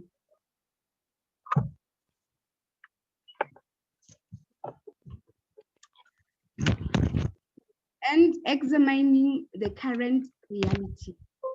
According to the study conducted amongst scholars and students, it was indicated that 30% have experienced cyberbullying, and a lot of them have indicated that this cyber harassment has taken place on social media spaces such as Facebook and Twitter. And another statistics from the iSafe Foundation has indicated that over 25% of teenagers have been bullied repeatedly through the internet, and the other half have been bullied on social media platforms, and the same number have engaged in cyberbullying. And the other survey has indicated that girls are somewhat more likely than boys to be involved in cyberbullying, and fewer incidents of cyberbullying are reported to law enforcement. It is important to highlight that cyberbullying affects all races and gender. And I'm also going to be sharing what the law is saying on cyberbullying. On 26 May 2021, the Cybercrime Act 19 of 2020 was finalized, but has not yet came into effect, and is regarded as a major milestone that brings South African cybersecurity laws in line with international standards. The Act criminalizes a wide variety of cybercrimes.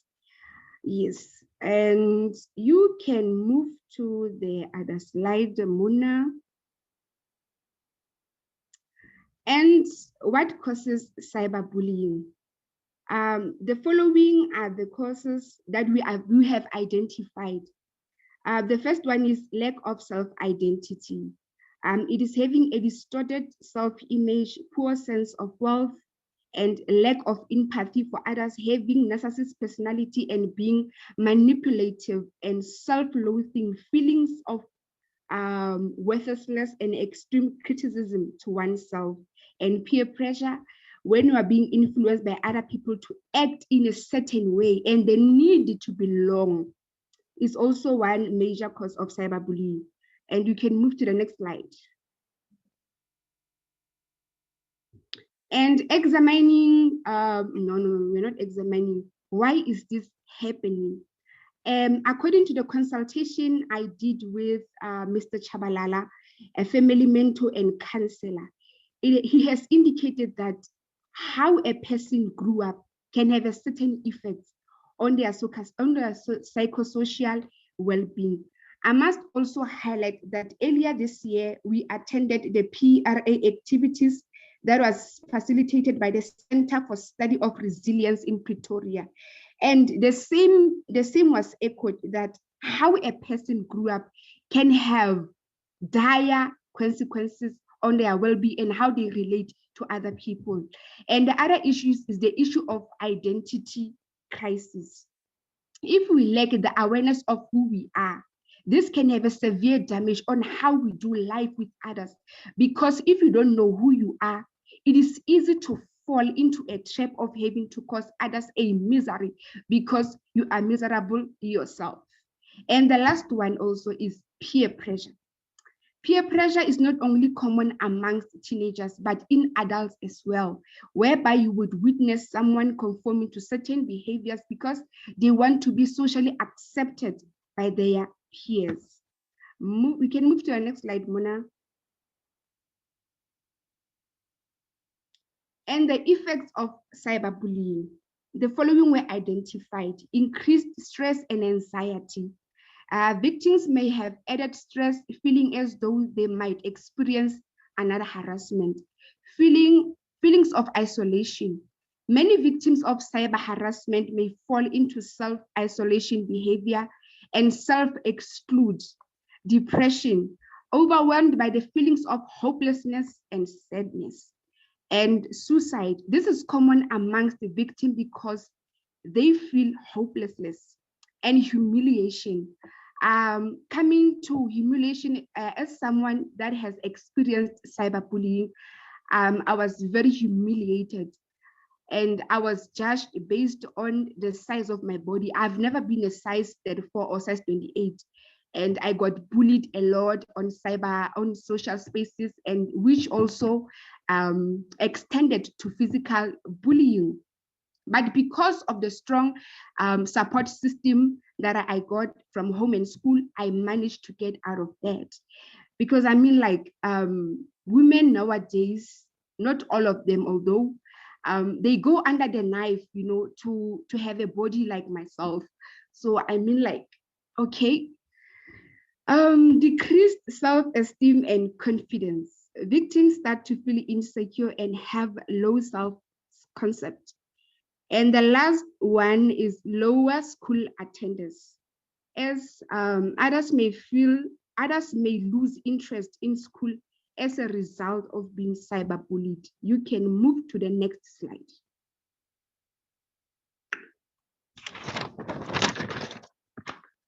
Okay, and this is our preventative measures as social group C. Our intervention strategy is divided into short and long term. And our short term strategy is hosting personal development. And what we mean by personal development is activities that develop a person's capabilities, potential, improve awareness, identity, as well as enhancing their quality of life. Spread the message of empowerment about navigating digital spaces safely, and also host workshops at schools, in communities, and even on online spaces to increase the awareness and to equip them on self-regulation and empathy skills. And our long-term prevention measures is having awareness campaign, amplifying the education on cyberbullying, and also developing a safety ebook that can be accessed through our NYR resource hub. Okay, coming to the interesting part of our presentation, where I'm going to be sharing Khomotso's story. Khomotso and myself, we were born and raised in Maokeng, Kronstadt, in the Free State Province. That's where we originate. So please give the video your ear and listen carefully. Brian, you can play the video.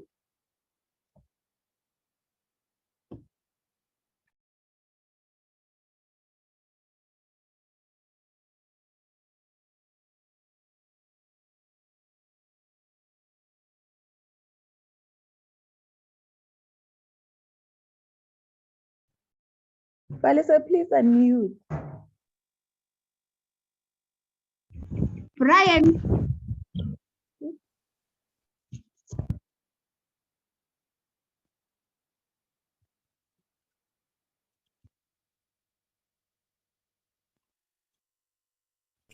Greetings, friends. My name is Ikaelelo Khomotso Madikgetla. I'm a 21-year-old student at the University of the Free State.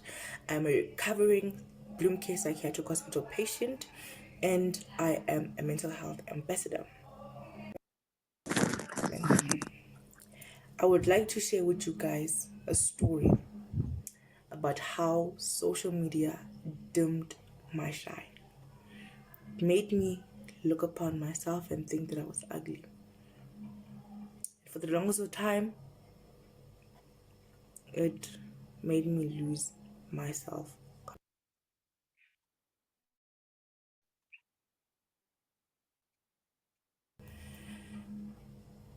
I lost my self-confidence because I didn't have any of the things that made me socially acceptable in the society. Not even in the society, but on social media. I lost my self-confidence. Because every time I looked myself in the mirror, I was like, you have acne, you're not beautiful, you wear glasses, you're stupid. Like I just said, I lost my self-confidence. Not only did I lose my self-confidence, but I lost myself. See, the difference between losing your self-confidence and losing yourself is two different things.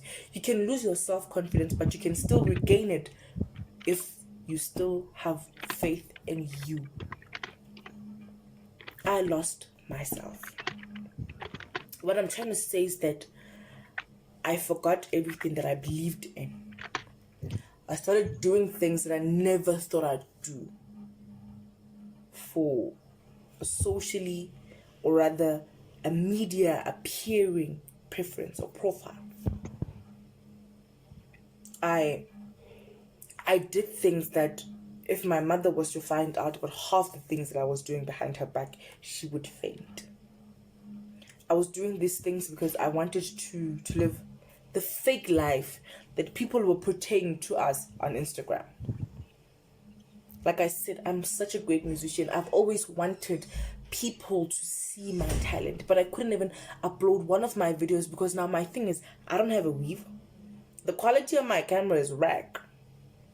And in an iPhone. I lost my self-confidence. I lost myself.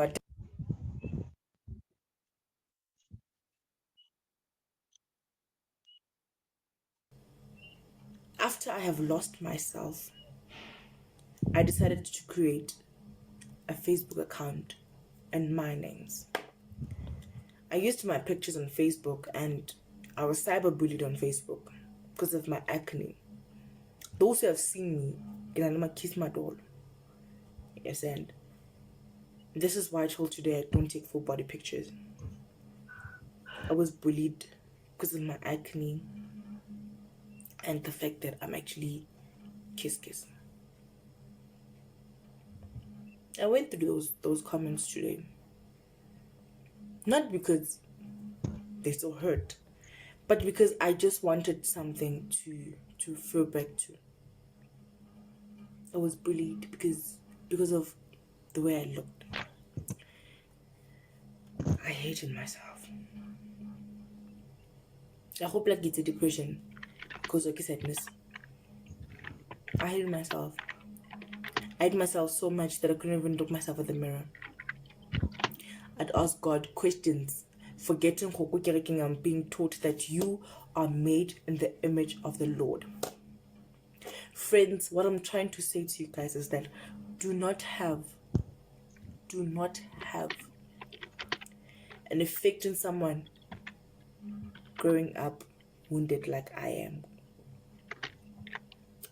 I grew up wounded. Was depressed for the longest of time because of things that I had control over. You see, my thing is we always have control over social media, but we choose not to stay away from it. I read a quote today that says, if it starts being too toxic, move. If social media starts being too toxic, take time off it. If friendship starts to be too toxic, cut it. If being at home is a bit too toxic, go for a walk. Your mental stability is important than being on Instagram for 150 likes. Maybe you are not happy. Your mental being is important than being on an app that's not reality. You cannot shy away from the fact that the life that is being portrayed on these Instagrams and apps and whatever is also not real. You can't shy away from that. People do nasty things for standards that I was depressed because I didn't have. It's amazing how I only found out this year that one of the people that was cyberbullying me was actually selling her body for the life that she was living on Facebook. I only found out this year. And I was like, to think I looked down on myself because of someone. I'm not judging. I'm not here to judge. But what I'm trying to say to each and every one of you guys is that appreciate what you have. Remember, above everything, that if you love yourself, there is nothing that anyone can do and say that's going to change that. Thirdly, do not, and I repeat, do not be another reason why someone else's child sleeps thinking that she's not beautiful. Do not be a reason why somebody else's child sleeps thinking that she's not worthy. Just because she doesn't portray what social media finds as perfect doesn't mean she's not perfect. We are all perfect in our own ways, and we are all amazing and beautiful. My friends, I love you guys so much, and I wish you guys all the best. Remember that if it's too toxic, stay away from it. Like I said, my name is Ikalelo Khomotso, and my time is up. Thank you.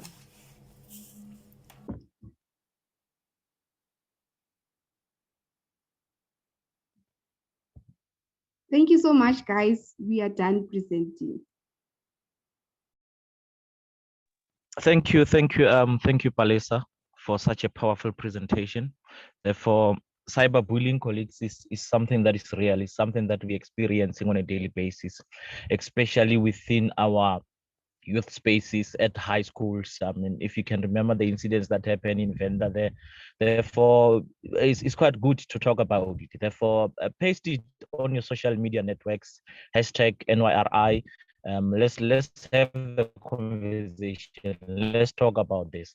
Therefore, with that being said, I would like to hand over to my fellow co-facilitator, specifically, to be able to take us to the breakaway session. Specifically, the stage is yours. Thank you.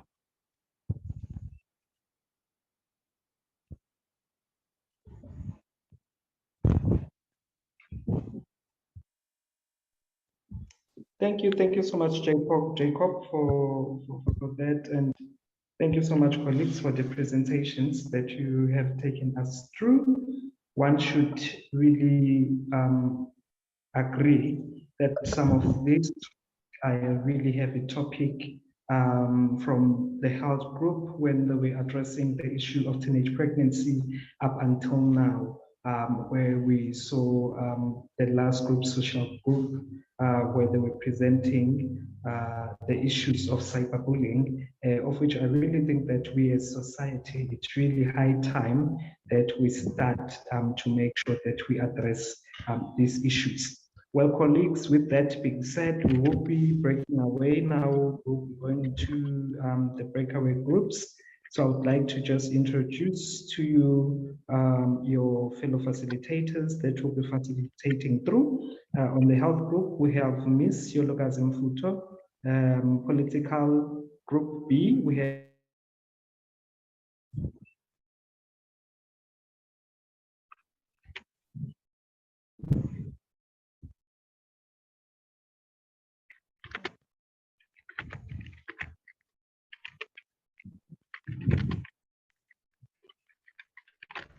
Good afternoon, everyone.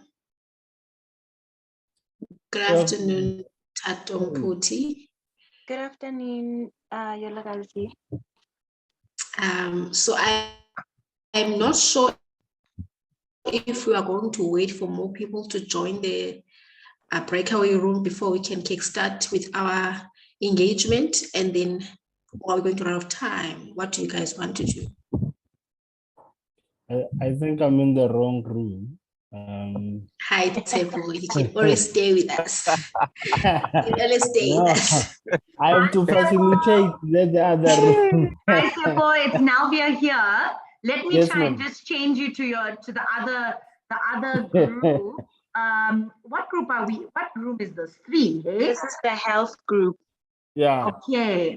And Sepo is meant to be in with Cyberbullying in group. Yeah. cyberbullying. So I'm Yeah. assuming it's room 4. All right. No, Irfan is there. Yes. Okay. Okay. I'm gonna send you through to, let me see where there's a room where there's, okay, so they're not labeled at the moment. I'm not sure what happened there. I'm gonna move you to room 2 in the hope that that'll be the right one. Okay. Okay. Cheers. Nelvia, can I please be moved to the mental issues group as well? Okay, Jacob. Conrad, I'm not sure which Yes. group that is. It's not I want listed, to go it's to not the mental labeled. people. Okay. You want to check your mental stability, Jacob? It's fine. Yes, I want to go to the mental people. I just, you know, that topic resonate with me. Therefore, So that's who why are you gonna be left with, guys? You are not loyal. Zero loyalty in the space.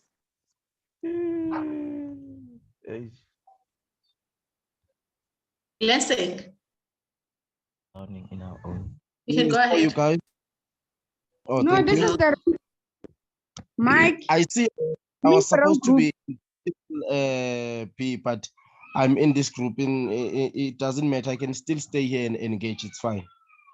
Okay, that's cool. So colleagues, I guess we need to start because I'm checking the time and we don't have much time. So I'm not sure if you want to wait for more people.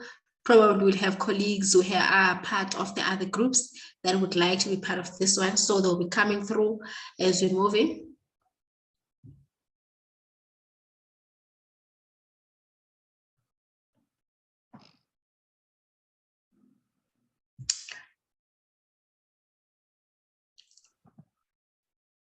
So should we go ahead, Tato? All right, so there's about, wow, I feel like there's about 7 of us here. So there's like 6 of you. I'm hoping that we still have your colleagues from the health group who are going to assist in terms of the engagement and probably responding to questions if we have any questions. So I'll kickstart this conversation by firstly congratulating you on your presentation. It was amazing. I loved the structure. I loved how you laid out all your arguments and engagements in a very more consistent manner that each and every one of us was able to follow and also get to learn and unlearn, which is an important thing for us in this space. And I think it is important, one of the objectives that we had as NYRI to ensure that people have a platform for learning and unlearning. And the issue of health has always been a global issue, not just like a South African or an African issue, and especially teenage pregnancy, as much as it is not necessarily profiled across the globe, where we see in the Western countries that maybe don't have teenage pregnancy, but it's a phenomenon that exists throughout the world. But in South Africa, it has, of course, a special phenomenon that we have seen stats growing exponentially, and there are people who cannot take accountability on these pregnancies. And as you have said, that how do a 10-year-old we classify that as pregnant or as naughty? Did they have a consensual sex? And if then they are pregnant, who impregnated them? So can you hold that person accountable? So there are conversations that we must have in this platform. And I'm hoping that you are going to engage and teach each other so that we are able to come up with concrete developments that are going to inform the already existing short-term, mid-term, and long-term goals that you guys already set out. So I'm going to ask if is there wherever you want us to start with this conversation so that we are able to move in that direction. You can just unmute, yes. Can you please repeat your last statement? I did not hear you clearly. Sorry. Okay, so my last statement was on the fact that you guys had your short-term, medium-term, and long-term goals, and these goals are informed by the current the prevailing situation where we have very much young people falling pregnant, as young as 9-year-olds, right? And there are people who actually impregnate these young girls. And in most cases, in some researchers, it has shown that it's not teenagers, it is not their fellow children, it's actually adults. So how do we then hold them accountable? But that is just my foregrounding, but you can tell us where you want to start this discussion and then we move in that direction. All right, so thank you so much, Yolo Gazi, for that. I think I'll just start it from where you have sort of like led me to or prompted me to. I think we spoke about in our interventions creating spaces of mentorship, right? As because also we know that these, okay, no, let me not go there first, but also including perpetrators in this instance, being, okay, rooms are gonna be closed. Tato, the room is going to be closed in like 6 seconds. I don't know Guys, what's sorry, happening. just to interject here, my apologies. We're having technical challenges today. As you've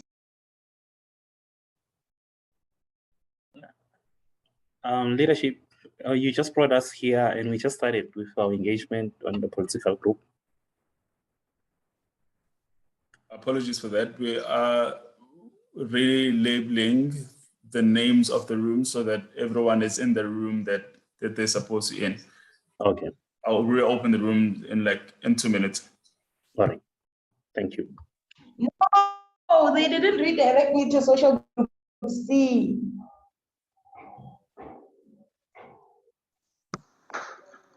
Guys, it looks like they've brought everyone back to plenary and we'll be sending everyone back. They'll rename groups and you'll choose your group and put yourself back in. Apologies for that.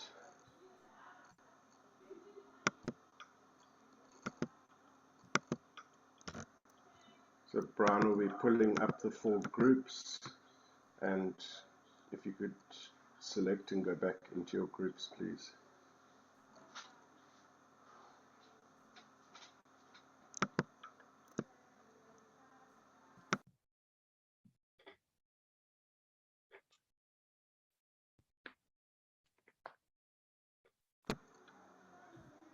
We will allow this time to be caught up.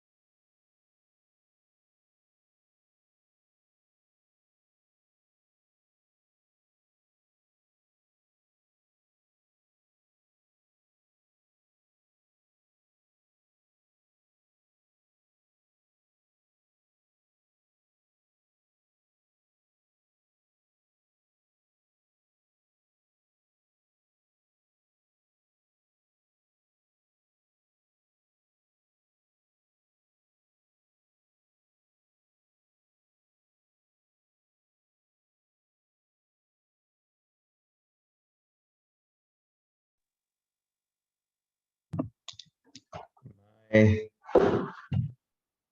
Good afternoon, everyone. I was just checking if I still have the ability to speak while I'm on mute. I see I've not lost that ability.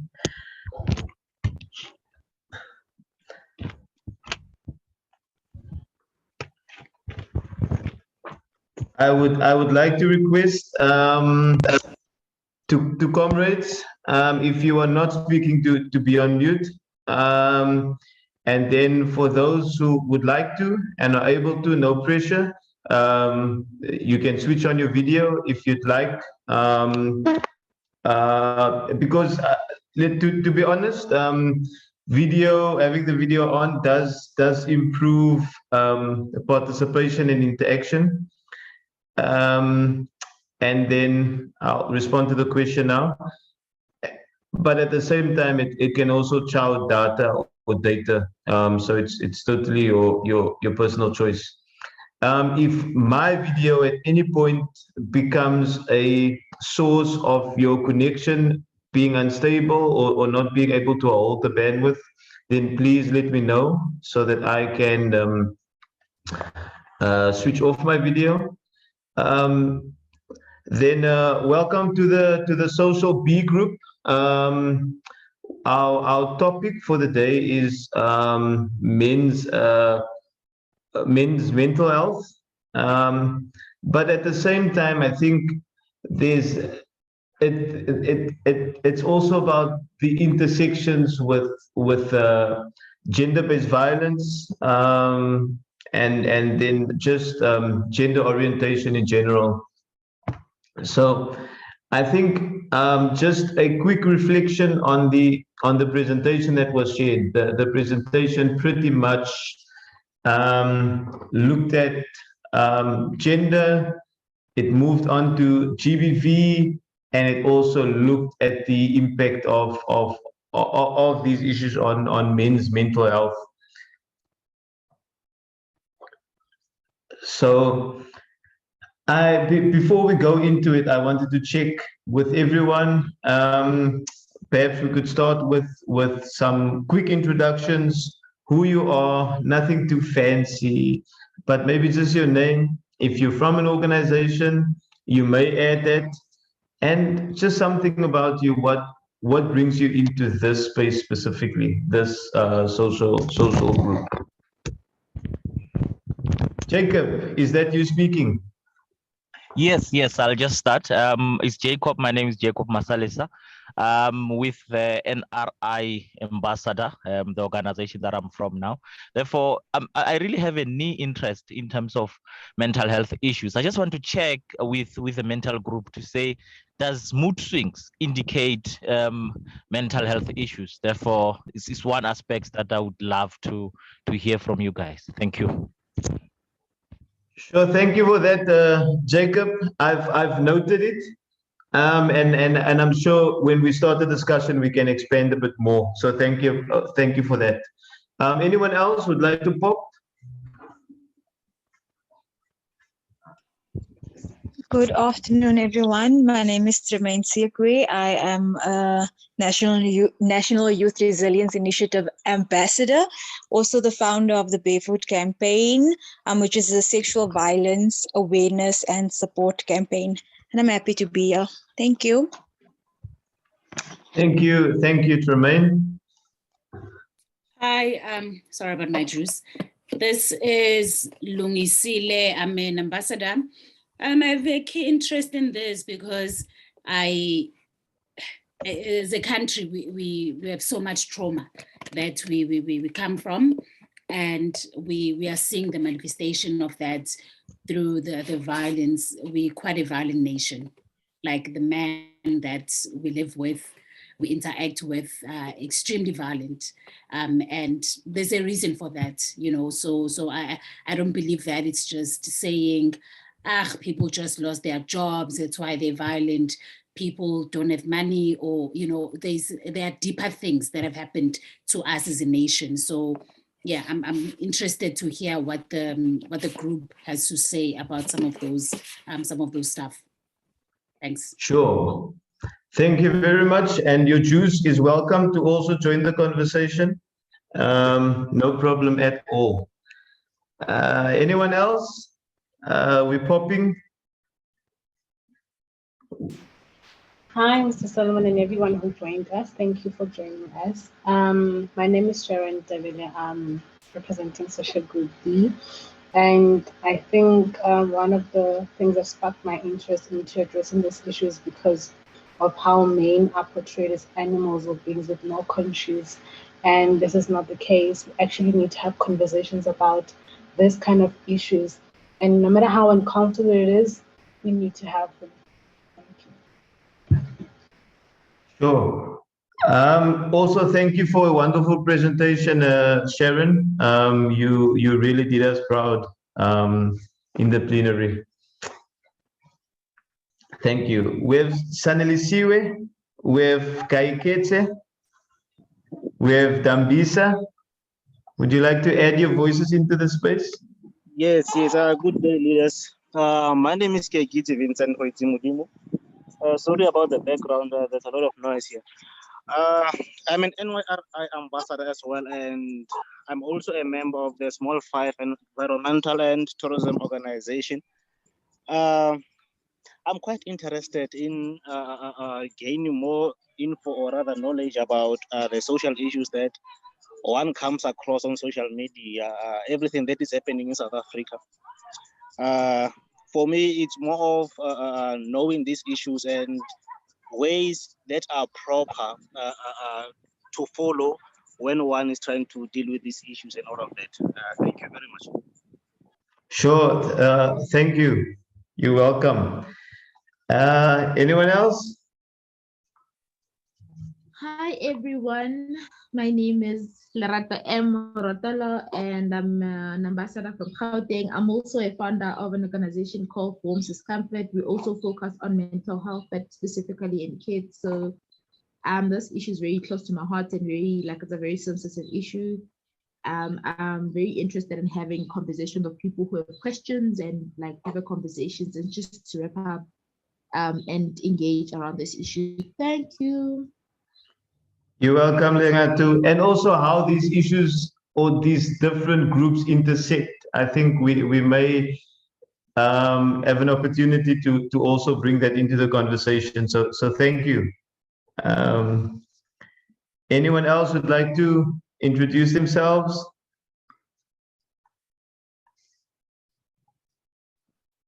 Hi everyone. Oh, Jambisa's opened her mic.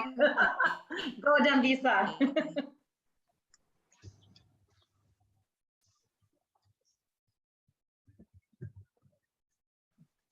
Hi, Nell. Sorry, my connection's also not the best. Can everyone hear me?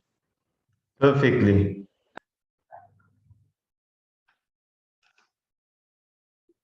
But you're on mute now, Dambisa. She just said she will type. Oh, okay. Oh, okay. Just hello, everybody. Just here to listen in and be,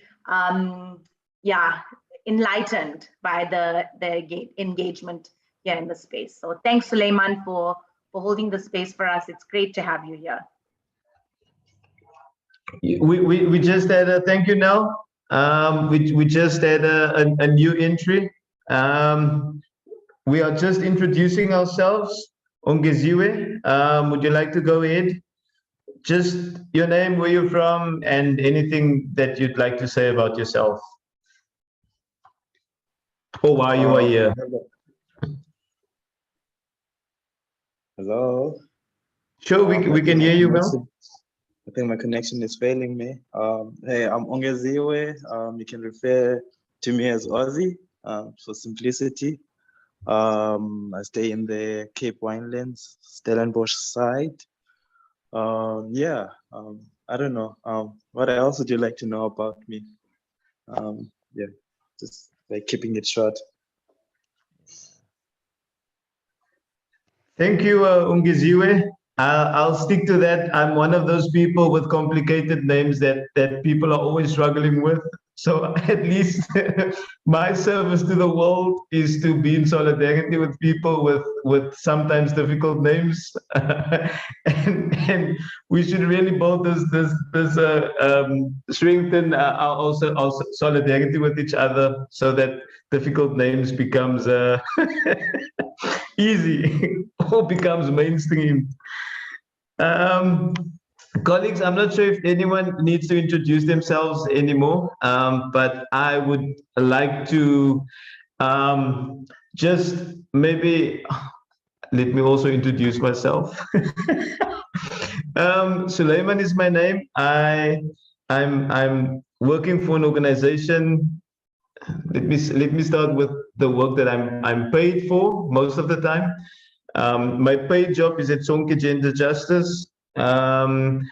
I've done a number of things there, from facilitating fatherhood groups, gender equal parenting groups, gender-based violence groups, youth in sexual reproductive health and rights, organizational accountability to feminism, and just I think a range of probably other things as well. I'm currently working on a program that promotes meaningful and inclusive youth participation towards advocating for gender just and violence-free societies. That's what I'm paid for. Unpaid, I'm a father of 4. I'm a husband to 1, and I'm just offering and lending support to a number of community-based organizations. Even this weekend, I'm just around the corner from you, Ungaziwe. I'm in the Cape Winelands, busy with a workshop in terms of strategizing around community violence in various communities in the Cape. That being said, thank you for the time reminder, Mr. Lungisile. I think we can head right into it. So a number of you had quite specific questions, but I wanted to check also whether there's any brief responses to the presentation itself, whether there's any specific thing you want to highlight, any specific thing you want to appreciate or even disagree with or add. And if there's a need, I can also ask Leonardo or Sharon to post the presentation again. So opening the floor for that.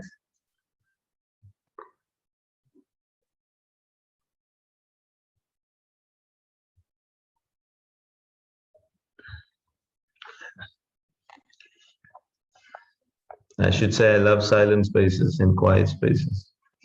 Thank you. Hi again, everyone. It's actually not Mr. Lungsile. I identify as a woman, a Black woman. So that's my gender identification.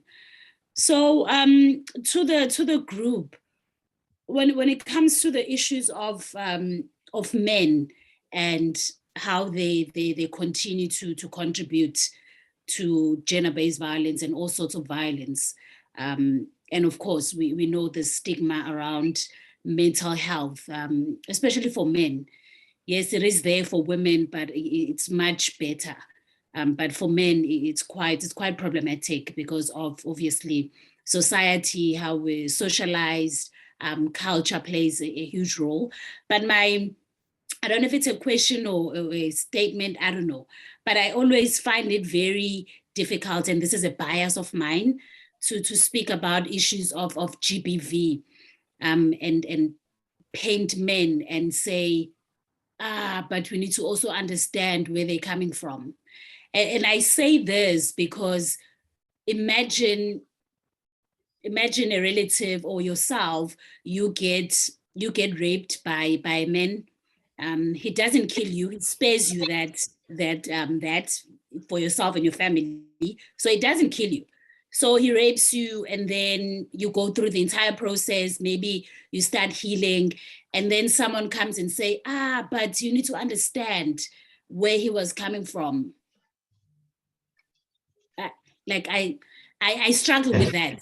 I honestly just struggle with that, with with trying to understand and tone down the actions of men by saying, but we come from apartheid, we come from colonization, men have been labeled as this. So try and understand that he wasn't really raping you because he's raping you. He's also just doesn't know how to behave. Yeah, so that's always my feeling around the whole thing. I don't know if it's a statement but as a woman, such things just don't make me comfortable, and I don't know how we can perhaps have conversations around that and try to change it. Yeah, let me stop there. Yeah. No, thank you, Lungisile. I think it's a very thought-provoking conversation. Also, just a quick apology for just getting your gender wrong. It was really no intention. But I'll go to the few hands in the room. We have Zamavangeli who would like to respond. Good morning, everyone. I'm just going to make a comment based on what Lungisile just said. I couldn't follow the presentation properly. I had to be somewhere quickly. From what Lungisile was saying, I picked up that you guys were speaking about gender-based violence and you're speaking about the justification of gender-based violence, like sort of making a low-key an excuse for why the act took place. I'll just say, I think these two topics of gender-based violence, and maybe I'm assuming it stems from maybe using mental health or whatever reason for the acts to take place. I think when we speak about gender-based violence, we should speak only about gender-based violence and not present the excuses for gender-based violence. So if we're having a conversation about why men are violent and not bring up why men are violent within the conversation of speaking about gender-based violence, because these two topics, they always polarize the room, and it's very unfair on some of the victims who were affected by such acts. So I think, I think that would be a comment on not having these two topics talked about in a at the same time. Thank you. I love what you're saying, Zamavengeli, and before I even attempt to mount any response, I want to allow others to also expand on the conversation. So I also want to say that we may be limited in terms of time, so I invite those who are able to also type in the chat their responses, questions, or comments. Sharon, sorry, Jacob, you were next. Yes, thank you, Chair. I believe that it's factors like that which perpetuate the GBV, factors that dealing with gender-based violence. Therefore, see ourselves as enablers for men to keep on perpetuating GBV, because now when issues of GBV happens, then the issue of Lungisile comes in, whereby they say, no, you have to understand where he comes from. Therefore, we have to be hard in dealing with GBV to ensure that it ends with us. If you see someone beating someone up, you have to come out. You have to come out, because now we as individuals, we are having that issue of saying, no, it's not my issue, therefore I'm not going to get involved. Therefore, those aspects are enabling men to keep on doing what they are doing. Therefore, I would encourage everyone to come out. As soon as you see GBV happening, let's report it to the relevant authorities. Thank you. Sure. Thank you. And I just want to throw this in, Jacob, about the ability or the response of the authorities as well, and maybe just to think around that, how the authorities in brackets have contributed to even aggravating the problem of GBV and related issues. Sharon, you had your hand up. Oh yes, thank you, Lumisla, for the question and everyone who contributed towards that. I just want to add, and I agree with all of you, but I just want to add that also it comes from the resisting, the denial, and the defending of the behavior that we tend to do the victim blaming, which is a general term used to describe a situation where an individual is blamed for events they experience. Because in most cases, they'll give excuses to say, you experienced this because he's going through that. What happened to saying you were a survivor? Let's reverse the power balance. Let's say you experienced this, but you need to do this. Let's stop giving excuses for certain behaviors.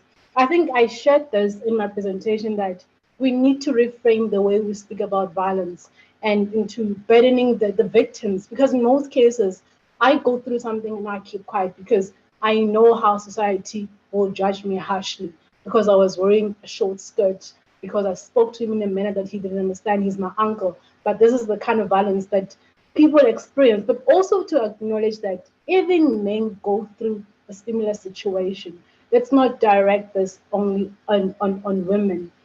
And acknowledge that men go through similar situations and they tend to certain behaviors. Thank you. Thank you, Sharon. Also, thank you for that acknowledgement. Putting things into perspective, though, we have to just be honest and quite frank that the amount of men experiencing gender-based violence in relation to women is still quite fractional. Yes, not enough cases are being reported, but similarly can be said for violence against women. Not enough research has been done when it comes to violence against men or violence against other genders, if I can say that. So I just wanted to put that in perspective as well. We have such rich information that we have shared thus far, and I find myself speaking quickly in order to make sure we rush time. But I mean, I'm also reminded that it's important that we rather unpack something well than unpacking everything in haste and unable to get to like form any type of conclusion or way forward from this. And I think it's really important what Ongeziwe, Zamavangeli said about separating GBV and some of the if we can call it making excuses or creating this enabling environment, because it really disempowers the whole concept of GBV. I think we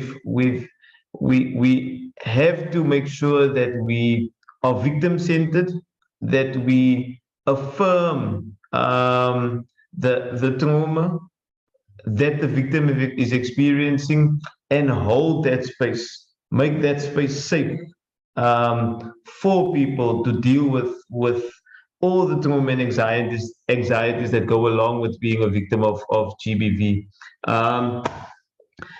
So let me quickly hand over to Lungisile to add to that. I actually have a question. Sure. To the group, that we know that in our country and all the donors that come to Africa and donate tons of millions to different programs. Don't necessarily focus on young boys and men. A lot of money and resources goes towards AGYW. So I wanna know the group. What is your target population? Are you looking at older men? Are you looking at boys or people that are moving into adulthood? Because I didn't quite get that in the presentation. Maybe I missed it. I apologize. But I'm just interested to know, what is your target population? Are you looking at parents or men who are raising boys, or, yeah, so that's my question. Thank you, Lungisile. Sharon is ready with a response. Yes, thank you so much, Lungisile. You did not miss it. I think I ran out of time and I had to quickly rush through my presentation. But I'm just going to share a slide which thoroughly explains our target group and why. Just give me a second.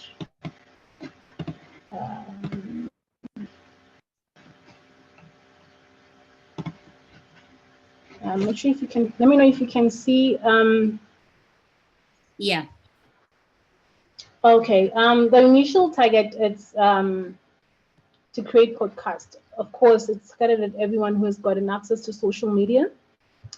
This will contain a video about a man talking about the importance of mental health issues, and also, but the main goal eventually is to give birth to a community social group, some kind of a mental health awareness indaba, wherein elderly and young men can sit down and have this kind of conversations in a safe space, of course. And and another one of the goals is to visit schools, high schoolers, and have conversations about this. I think it's on here, making mental health awareness fun to attract young people into conversations, to take into existing events by involving young people, which will be tackling the issue from the roots, that's limiting the rate in which it will grow. Of course, duration is to be confirmed. But here, the target is high schoolers, stakeholders, of course, province by province. Thank you. I'm not sure if you answered. Sure. Thank you. So I want to move the conversation along, because we are stuck on the topic of GBV, but our topic also seems to focus, or should be focusing on mental health issues.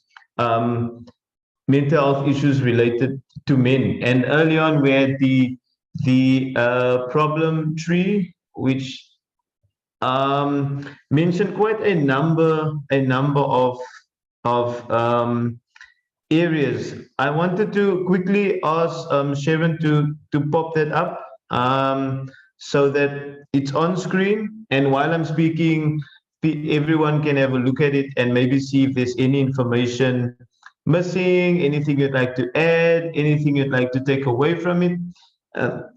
But I think few things we need to few things we need to establish. Violence is often, not often, violence is always a way for someone to exert their power. Violence, it's never about any other issue, it's about exerting power. And the power the way we exert that power often has to do with the way that in which we are socialized.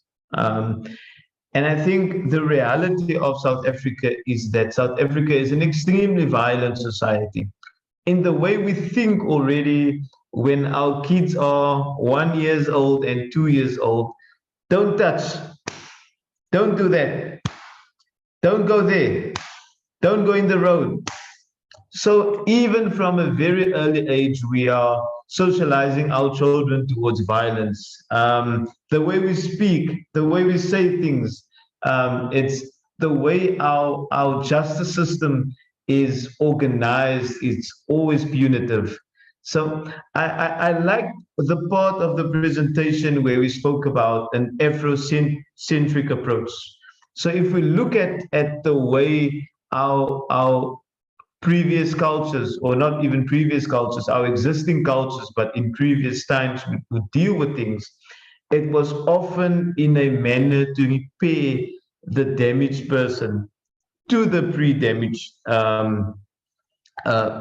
position. So I want us to just think about how we deal with this, whether this Afrocentric methodology can add to the issue, but above all, what impact patriarchy has on men's mental health as well as men's ability, or not ability, men's inclination towards violence as well. So thank you.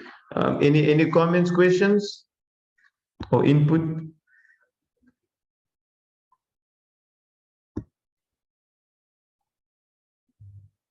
There's some interesting chats, interesting comments in the chat here, Suleiman. I'm not sure if maybe you want to just check into that one. I'm seeing the chat, yes, thanks. And now I'm double on screen. Okay, the question is from Kai Ketse. I have a question, leaders. Our theme is mental health issues amongst men contribute to GBV. So as much as we tend to highlight the evil that is GBV, when is it the right time to address mental health issues, focusing on solutions, since, well, they lead to GBV, as said. To some extent, it seems like the latter is of no significance given our main focus. But thank you, Kai Ketse, and that's exactly the point that was just raised. But I think in following the conversation as well, I think it may be an oversight. It may also just be the way it was experienced by the group, and the issues seem to intersect, and the conversation is saying, let's keep these two separate.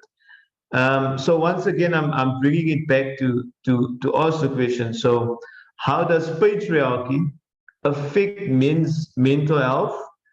And how does it affect men's inclination towards GBV? Not mental health affecting GBV, but patriarchy. How does it affect men's inclination towards violence? Would you like to go, Lungisile? Yeah. So for me, I like how you are bringing us back to the Afrocentric approach, because I think maybe I speak for other people, but when, as a Black woman in South Africa right now, with a woman being killed every 3 hours, could be less, when you are putting GBV in a topic, my mind is going to go straight to GBV, not other things. Whether you are talking about how the economy impacts GBV, I'm not going to think about the economy. I'm going to think about GBV first and then go back to the economy. So I think putting these two together, it's like you are saying men that are violent is because they have some mental health issue. Men that have some mental health issue are automatically going to be violent, which we know that's not true. Mental health doesn't automatically lead to GBV, you know, and people that are perpetrators of GBV doesn't necessarily mean that they have some mental health issue. You know, it could be that you're just a horrible person. So I like how you are now bringing us back, and I hope that the team can come together and really rethink the men's mental health and how it contributes to GBV, because I think what is being echoed here is how the upbringing, patriarchy, because we know that it rules all of us, how it contributes to men's mental health. And maybe let's leave GBV for later and say how those things can then, you know, contribute to GBV. Maybe it's not mental health that is contributing to GBV. Maybe it's religion. We don't know. There are a lot of factors. So I like that that approach, because a lot of, especially the Nguni, I'm going to speak on the Nguni cultures because I'm Nguni. A lot of the Nguni cultures, there are a lot of practices where men go to the coming of age stages. A lot of rules and teachings, which are quite problematic, are drilled into the young boys' minds. And if you don't adhere to those rules, you're going to feel like an outcast. So if your elder is telling you that as a man, you need to have multiple sexual partners, you're going to do that because you're going to form part of a community. And if you go outside that community, then you are ostracized, a lot of stuff. So I can then see how those things can contribute to mental health. But that necessarily contributing to GBV, nah, I just, for myself at least, I just don't see it.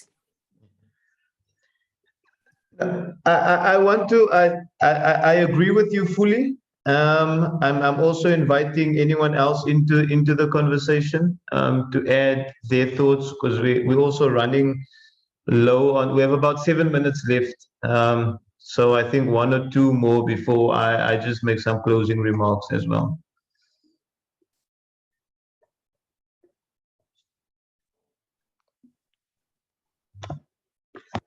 Okay, seems rather quiet. Okay, there's Zamavangeli. Thank you. Just to support what Lungisile is saying, I really feel like going forward, this conversation of gender-based violence should be talked about like as a singular unit, and trying to not feature other things that might come out as an excuse for gender-based violence, because it is a very sensitive issue. So I was just also adding onto that this should be a lesson for conversations going forward, that gender-based violence should not come across as we shouldn't feature other subtopics within it that will come across as we are justifying for the act. Thank you. No, thank you. I thank you for that. Let me capture something said in the comments by Dambisa, which I find quite relevant. She says, also find it important to reflect on the role our societies have played and continue to play around how masculinity is perceived. We have normalized a lot of things which are incredibly problematic. What is the social cost of GBV for men?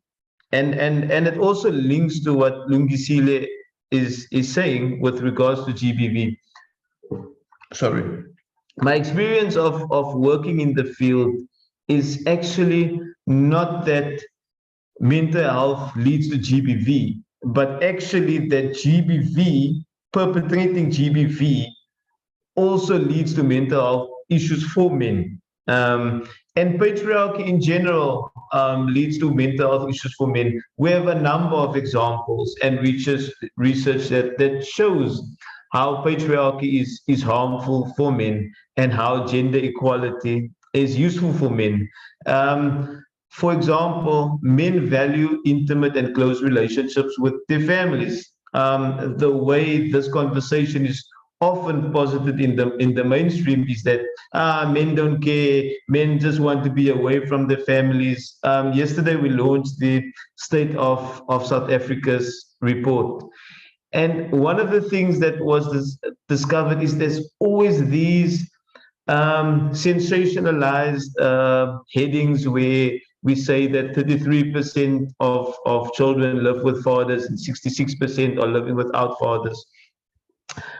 But what that statistic does not take into account is that around 70% of children are living with men. It may not be their biological fathers, it may be a social father, an uncle, a cousin. But it shows that, and many of those men are involved. Research also doesn't measure men who are not, or fathers who are not co-residential, who are also still supportive. Also, we find that, and I'm noting you, Sharon, we also find the challenge of men being breadwinners and economic providers to the family, and the amount of strain that it puts on mental health. And we find that what that leads to often is men still feeling the need to be all powerful in the household, to be the dominant partner because society dictates that.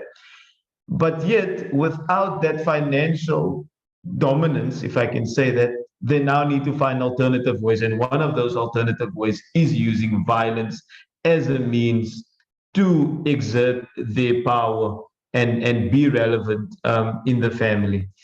So I think what we need to think of as we move forward is how do we deconstruct some of these things that possibly lead to mental health issues for men, and which, with it goes without saying, has an impact on the rest of society as well.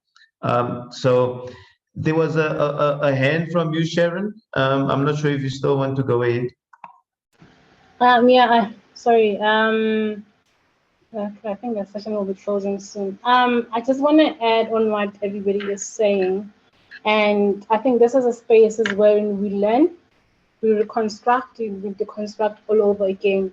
But also to highlight that our topic is mental health issues contributing towards, not the causes of gender-based violence. I think the key word there is contribution and not the cause. And it could be multiple factors, putting it into consideration. And yes, since we'll be going back in 11 seconds, I just want to say that men's identity needs to be redefined in our own communities. I'll leave with that.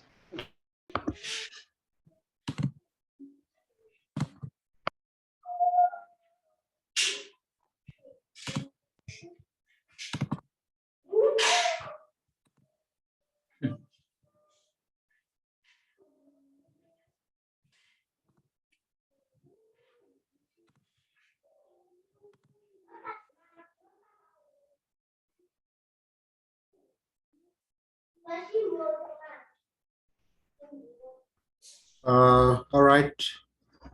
Welcome back, colleagues. Yeah, I hope that you had engaging and fruitful conversations in your different breakaway groups. We had an opportunity to really dissect some of the issues that were brought to the fore by the ambassadors. And in our different breakaway groups, we had an opportunity to really take these issues a level deeper. And I really hope that this was a fruitful and meaningful experience for all of you, that we got to share our views around some of the issues that we are grappling with as a country. And I want to really take this moment to congratulate the Ambassador Network for having really brought us to this point where we are able to think critically. Is Brian in the room?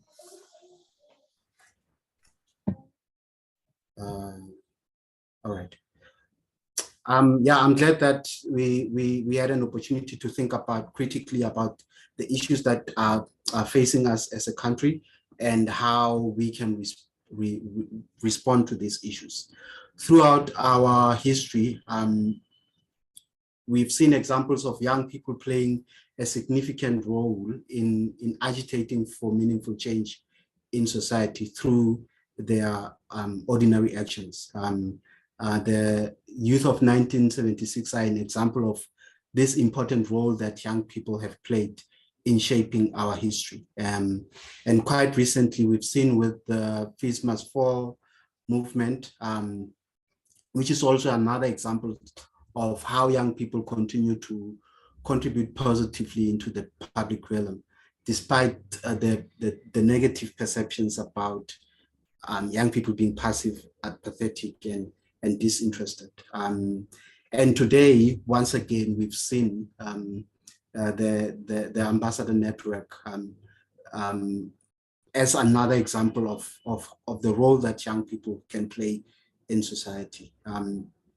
Young people face a number of socioeconomic issues, including unemployment, poverty, and and disease. And this network represents a platform for us to strengthen the capacity of young people to respond meaningfully to these challenges. The main purpose of this network is to build young leaders who better understand the issues that we are facing and are able to elevate the youth agendas in their own communities. And so this past 2 days, we've had an opportunity to see that young people really understand the issues that are facing our communities. And young people are able to come up with innovative and new ways of thinking around how we can respond to the issues that are facing us. So what we are beginning to witness through the Ambassador Network is this capacity of young people, this agency of young people to want to drive change in communities across the country. And so beyond the National Youth Dialogue, we really trust that everyone in this space will begin to see young people as these change agents with the capacity and agency to influence positive change in society. So we would like to invite all of you to partner with the National Youth Resilience Ambassador Network in taking the youth agenda forward and making an impactful change in our society.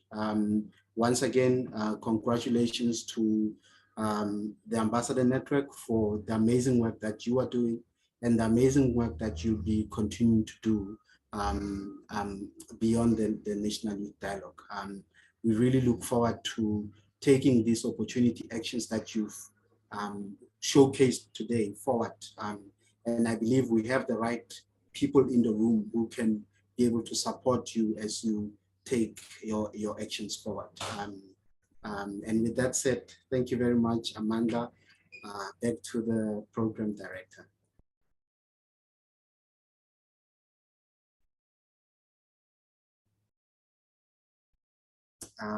Jacob Lungisile, thank you very much, colleagues. Specifically, can you continue with the facilitation? Specifically.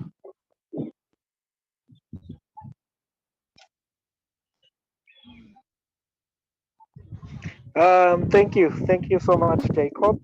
I think, colleagues, we will be taking a body break. Yeah, we'll be just taking a 20 minutes body break, but you can guide me. But if I'm correct, it's 20 minutes body break now. That's Patricia. Thank you so much. Before we all leave, guys, can I just pass out an announcement? So we are going to try and reset so that we do not have Tapelo from Australia joining us again because it was a little bit distracting. So we'll try and sort out the technical issues on our side. Should you do get kicked out, we are going to have the room open in the next 15 minutes. Should you do get kicked. Thank you so much, guys.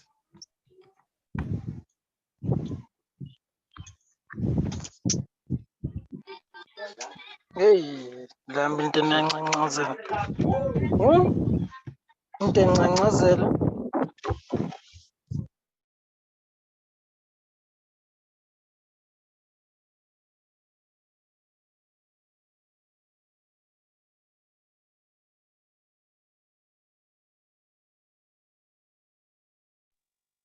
Can you get some music, Mona, please? Some music.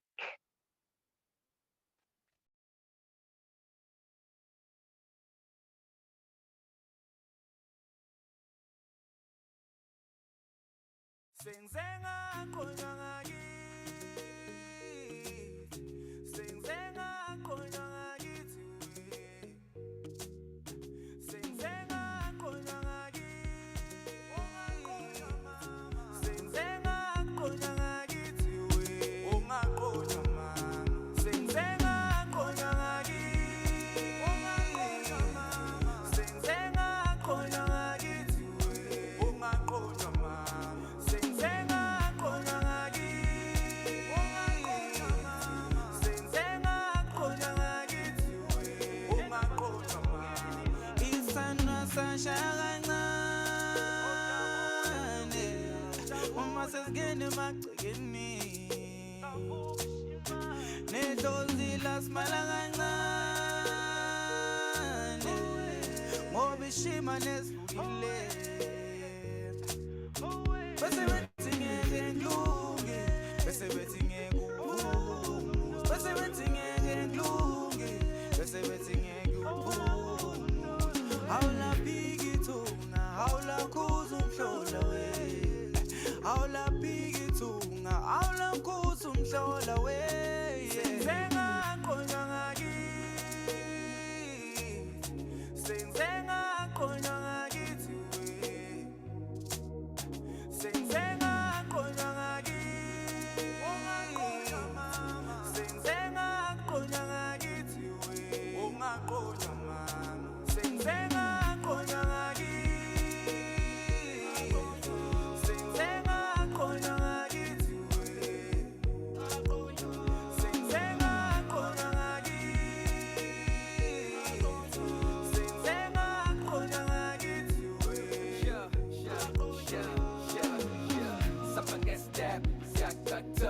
Samba kanje nomnandila khethile mina ngifuna wena babe amazinya awuthuthu ubuhle bendalo awuthatha nansi ndandathu mina ngikhethe wena babe amazinya awuthuthu. We are back. So now, congrats. Let us just take a messaging of activism. So just take 2 messages. Thank you.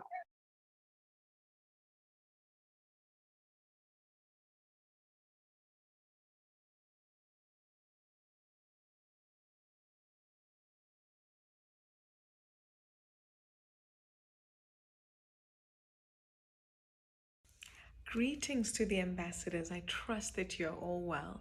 My name is Farai Mubaiwa and I am the co-founder of the Africa Matters Initiative and the Chief Partnerships Officer at the Youth Employment Service. Now, activism is something that for us as young people is so critical to our society. In fact, the slogan that we have at Africa Matters is that we are the ones we have been waiting for. And as you navigate this conference learning about activism, my biggest hope is that we turn words into actions.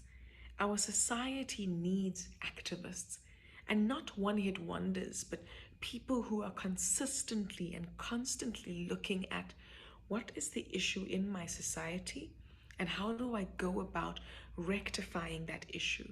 Whether I do that working for an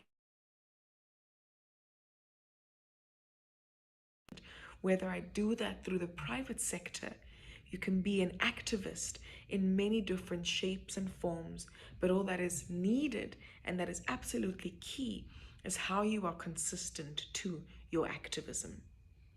You know, when we speak of activism, it makes sense, particularly in the continent we are in. Our continent is a beautiful continent. It is a continent full of potential. It's a prosperous continent. But that does not negate the many issues that we face as young Africans. From a youth boom that many economists will tell you is an economic burden, to high levels of unemployment with African youth accounting for 60% of Africa's joblessness, to high rates of GBV, particularly in countries like South Africa, to still high levels of gender inequality, despite the efforts that we have made to push forth a gender equal society, to lack of access to healthcare facilities, particularly those who come from rural and semi-urban communities, to there being stigma around mental health and how that affects our people. There is so much that we can talk about on the continent, but that also means that there's so much that we need to action as young people. And so for every ambassador, part of this program and this incredible opportunity right now, my biggest advice for you is to be the one you have been waiting for. Don't wait. If you see an issue within your society, be the one who is going to solve that issue. Collaborate with others and ensure that you leave our continent a better place than you found it. I hope you are inspired by the message that we are the ones we have been waiting for.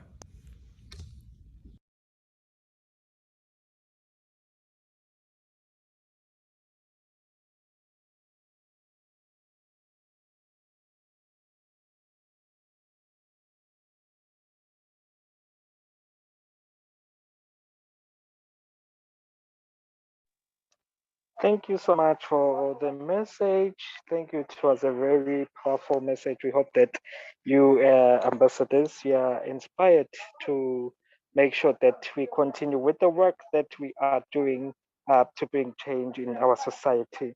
We will just take another one now.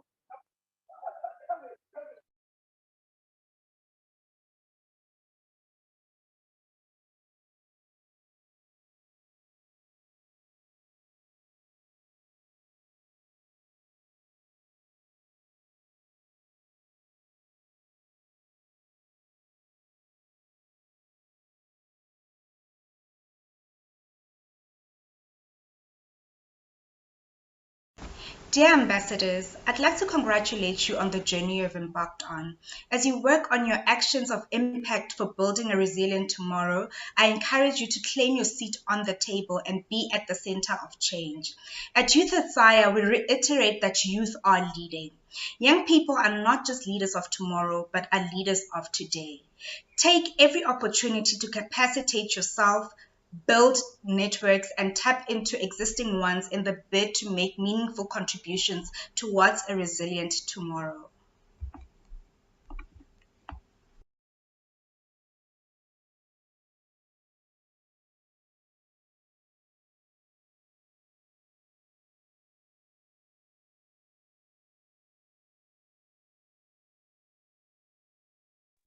Over to you.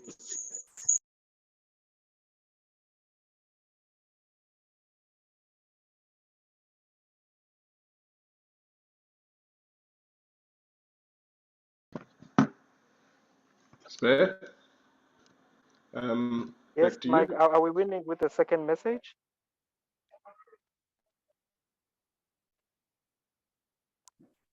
That one stay. Thanks.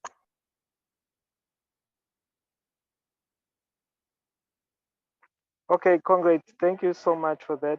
Right now, we will take a speaker. We have a guest speaker in the house. We hope that I do believe that most young people who are in the space are excited as I am to have this speaker, because I know his work that he has done in the activism space. We have Mr. Brian Mhlongo from DDP. He has done a lot, especially in the working with the CPOs in the space. He's a programs officer at DDP.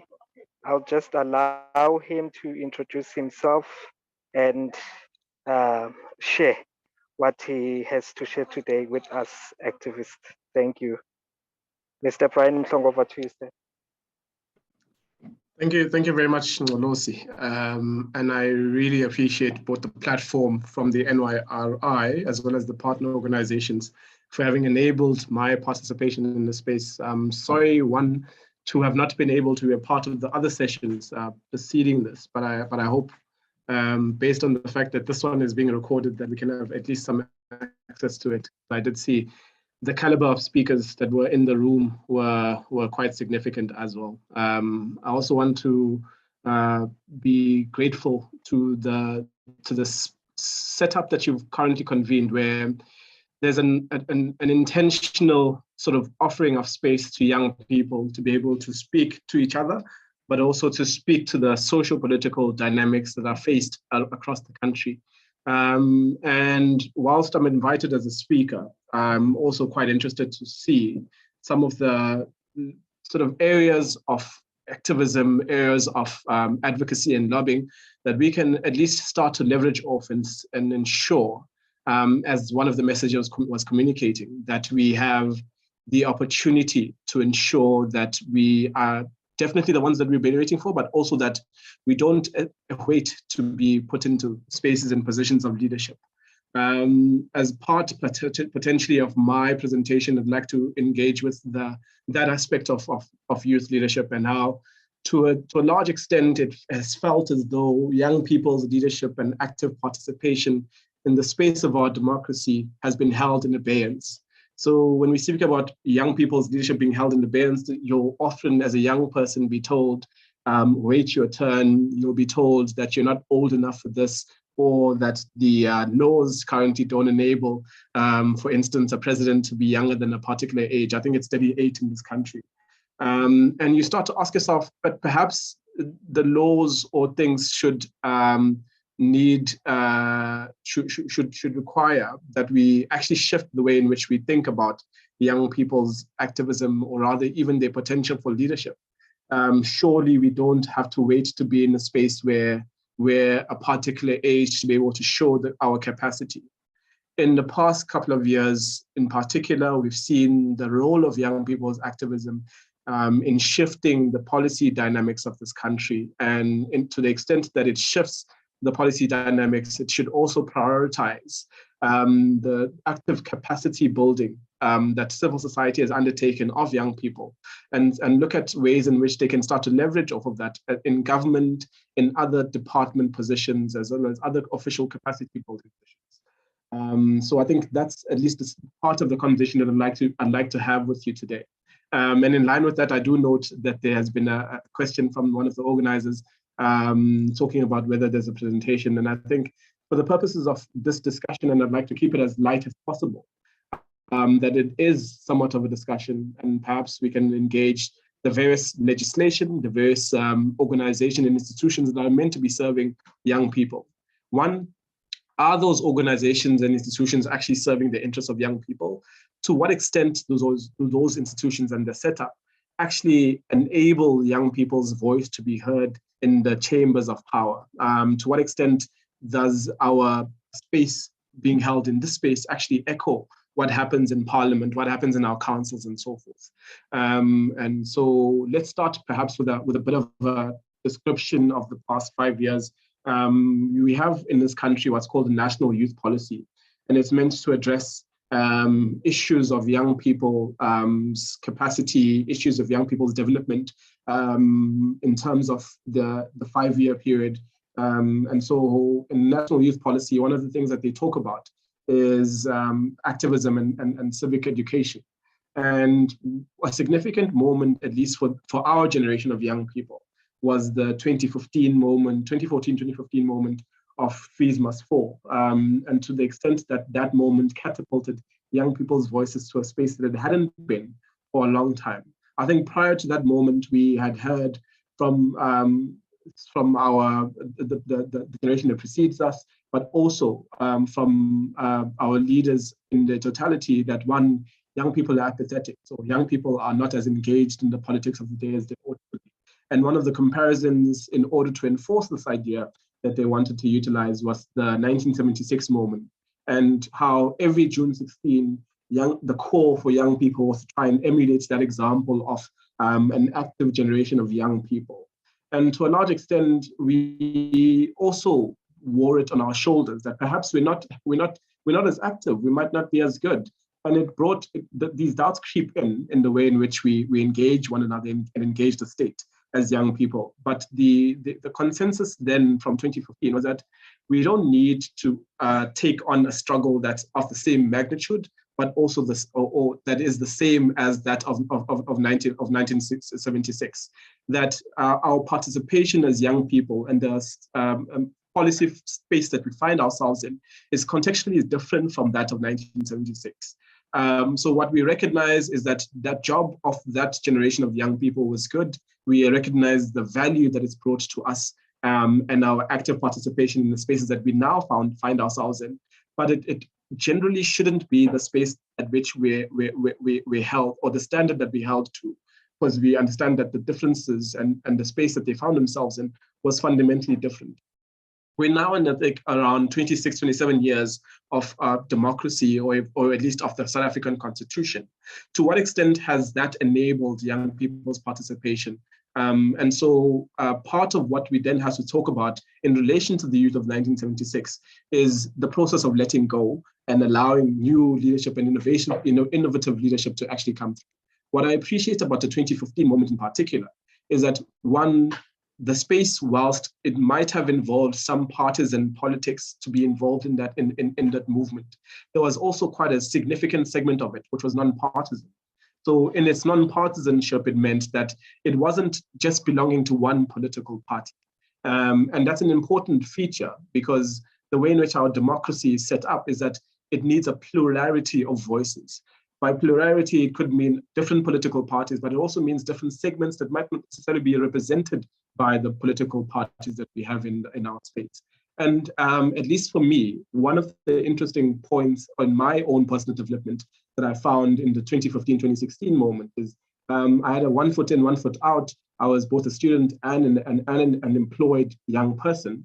But in my employment, what part of my work was then to try and create a space for other young people to find their voice. And so we were involved in a number of capacity building workshops, which brought me into the space where I was able to see some of the work that has been undertaken by organizations like the Activate South Africa, for it. And so in having seen that caliber of young people, their potential for leadership, and how actually it wasn't necessarily the laws that were stifling young people's development, but it was the generation that was preceding our generation insofar as them allowing the space for new voices to emerge.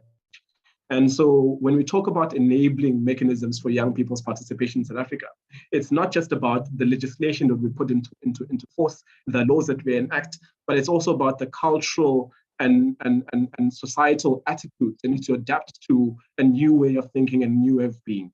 The reason why I've, at least in my diagnosis, there hasn't been an embracing of new leadership and innovation is because our politics is so tied up in patronage. It's so tied up in who has access to what positions, who has access to which budget, that it's actually undermined the potential for that innovation to be happening in a meaningful way. I think, at least for the space of 2020 and 2021, what we've seen quite significantly is the adaptation hasn't been happening from the top down, but it's actually been from the bottom up. And that adaptation has been led primarily by young people's innovation and willingness to adapt to the systems. Remember, before the actual pandemic, our parliamentarians and politicians were talking about fourth industrial revolution. But one of the first things that suffered during the pandemic, during the hard lockdown, is the active work of Parliament. I think in the initial 21 days, we didn't hear a lot from Parliament because they just sort of sat back and were wondering, well, what do we do now? And so it had to take civil society to come together and say, listen, just because we are under hard lockdown, just because we are currently being governed by emergency legislation or the Disaster Management Act, as it were, doesn't mean your role as parliamentarians about exercising oversight over the executive needs to pause or to stop. So then it was only at that point that they started to grapple with the idea of having virtual sittings, virtual sessions where they were calling each other. And even then, to this day, you'll find colleagues asking each other, I don't know if I'm audible, leader, and so forth. So to a large extent, it signifies that if you don't create space in positions of leadership for young people to actually be part of that leadership space, you're actually undermining the very intention of sustainability. And without a meaningful succession plan, you also essentially putting a large part of the population in thank you very much. I don't know who's from Mesa, but saying I'm very good. I appreciate that sentiment. But you're essentially undermining the trajectory, the growth trajectory, and the development of young people's potential. And in essence, the problems that we find ourselves in now, the crisis of unemployment that in this year peaked quite significantly as a result of COVID-19 and its impending lockdown, the crisis of inaccess to genuine service delivery methodology or new ways of looking at how governance is meant to be happening, was as a direct result of was and is a direct result of our aging leadership crisis in this country, we don't have an absence of young people who are willing to take up the positions. We don't have apathetic young people. The way in which we analyze apathy in this country needs to be slightly different from the way in which more developed constituencies might talk about apathy. The way in which we as young people feel, one, we're not represented in the sort of leadership where we ought to be. Secondly, that even the laws that are in place aren't being enacted to their fullest. I note that there is some collaboration on this platform even with the various departments of government. But I would also like to challenge government that perhaps the idea of a youth ministry is one that still needs to continuously be explored. Yes, we recognize that we do form part of vulnerable populations, as we have been classed with women, children, and people living with disabilities. That's a significant conversation. But to some extent, the conversation around women, people living with disabilities, and other vulnerable groups ought to be cross-cutting in the way in which government legislates or puts in place its legislation. So what I mean by that is that you shouldn't be looked at only as a young person.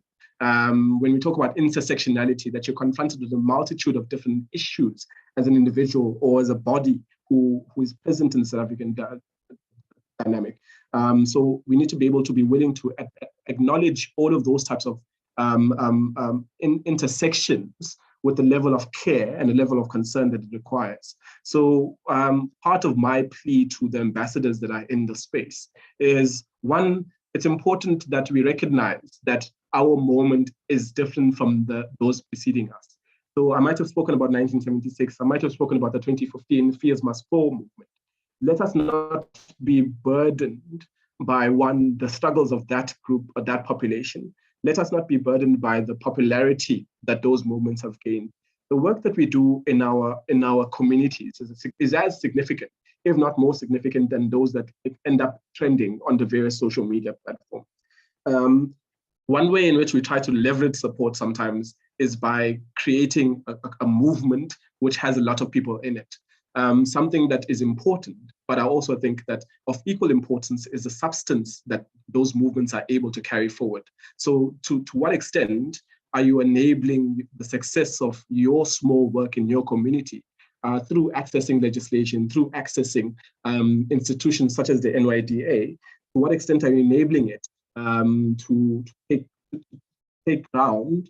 And what we then ought to do in ensuring that happens is that we're not overtaken by the requirement or the demand to have a lot of people be a part of it. But sometimes small efforts in our small communities have the ability to build towards being bigger in their impact. And so if we can escalate impact and not necessarily the amount of people that we have walking the path with us, I think that focus could be slightly better.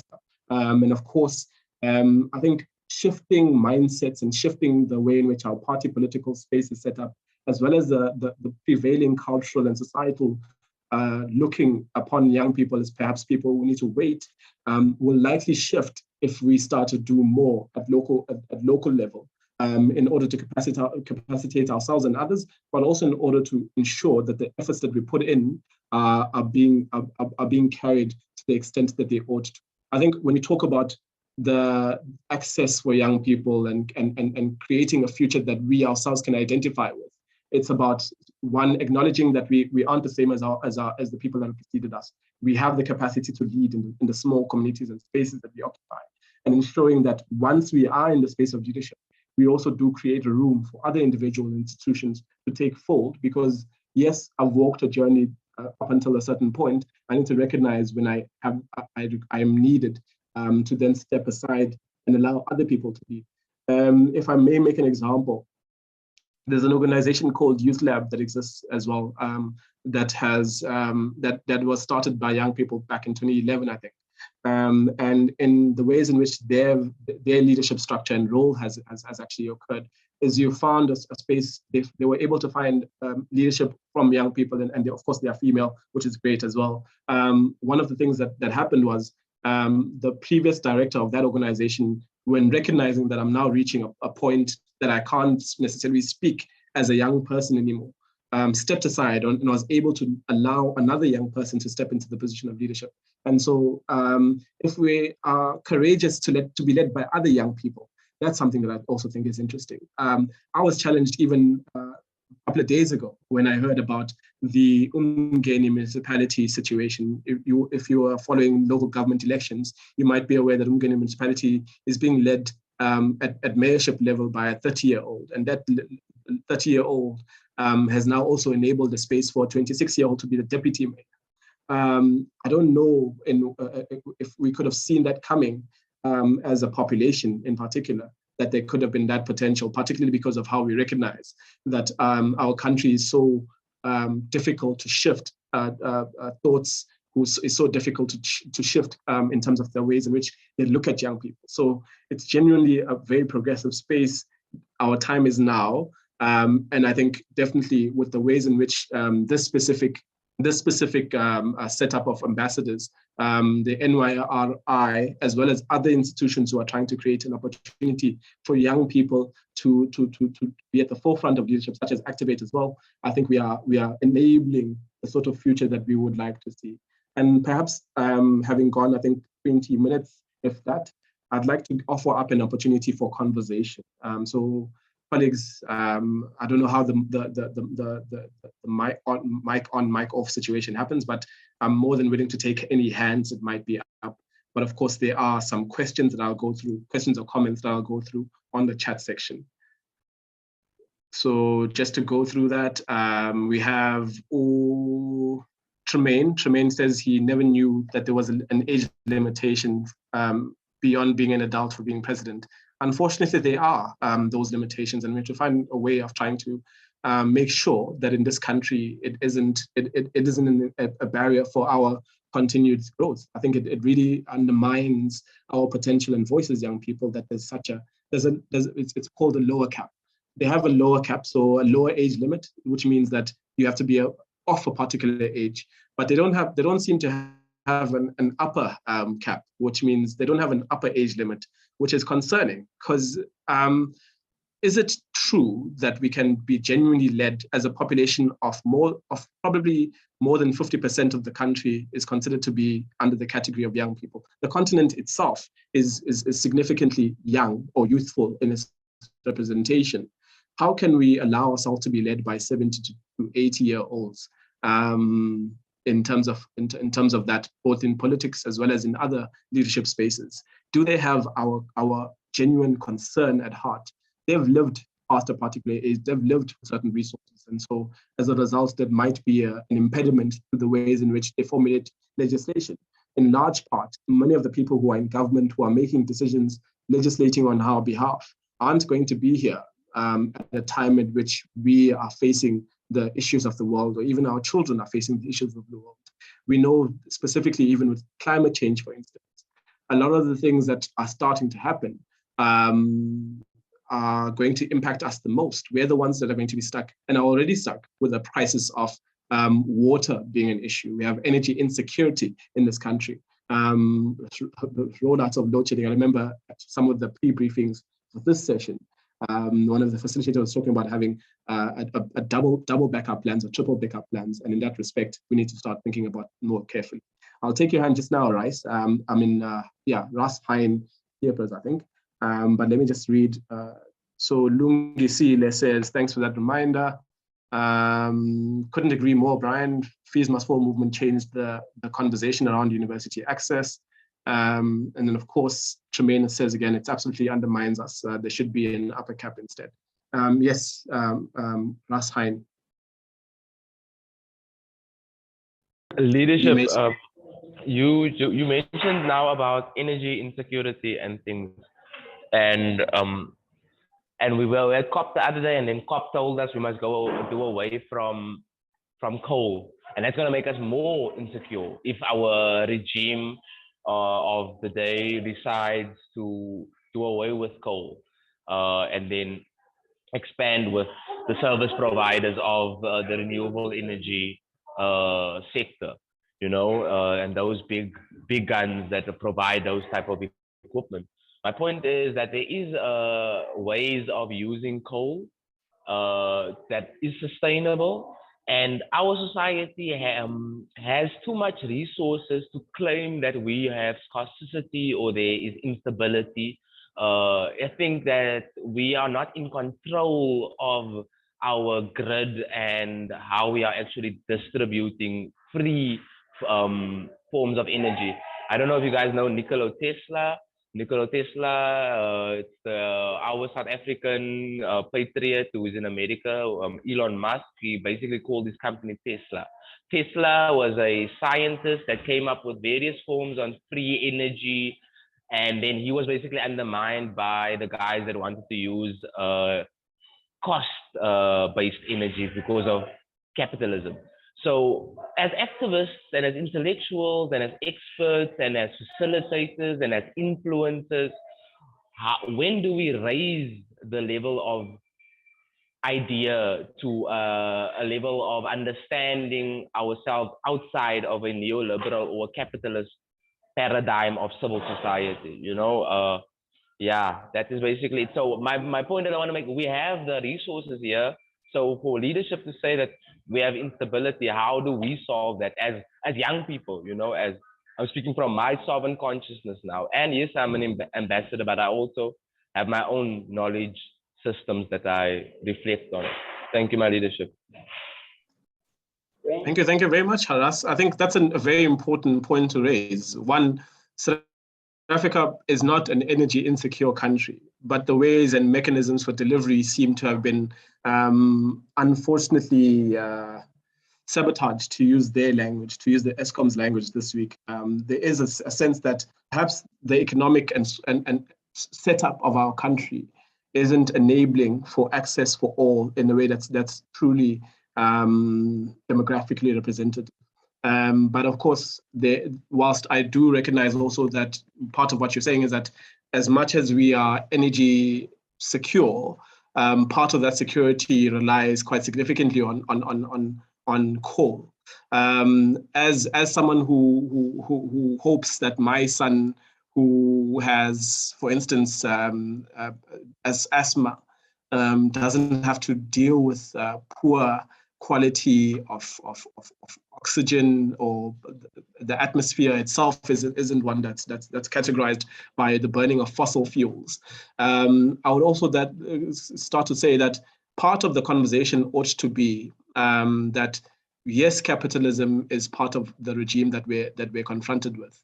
How do we shift the economic priorities of the country to be truly demographically representative, and to recognize that capitalism might be an aspiration, but we're not at the point at which we can truly advance capitalist policies to the extent that we undermine access for significant communities. But of course, I think that can be a conversation that perhaps the ambassadors themselves take on. I think specifically in relation to the energy security conversation, that's also been a conversation that young people's voices have been quite significant in raising. There's a platform on YouTube called Politically Aware. It's a Cape Town-based group of young people also who've been using satire to try and speak to some of the political issues in this country. And part of the running series is around ESCOM, is around the energy crisis in South Africa. And of course, one of the videos actually says that the independent power producers actually need stable ESCOM. They need a well-oiled ESCOM, if I can use those terms, in order for the energy grid to be shifted in respect of the types of energy they require. So it's not about doing away with ESCOM. It's not about privatizing ESCOM, but it's just making sure that ESCOM is stable enough that when new players come into space, there's still the ability to ensure that price is regulated to the extent that ordinary citizens won't be priced out of accessing electricity and so forth.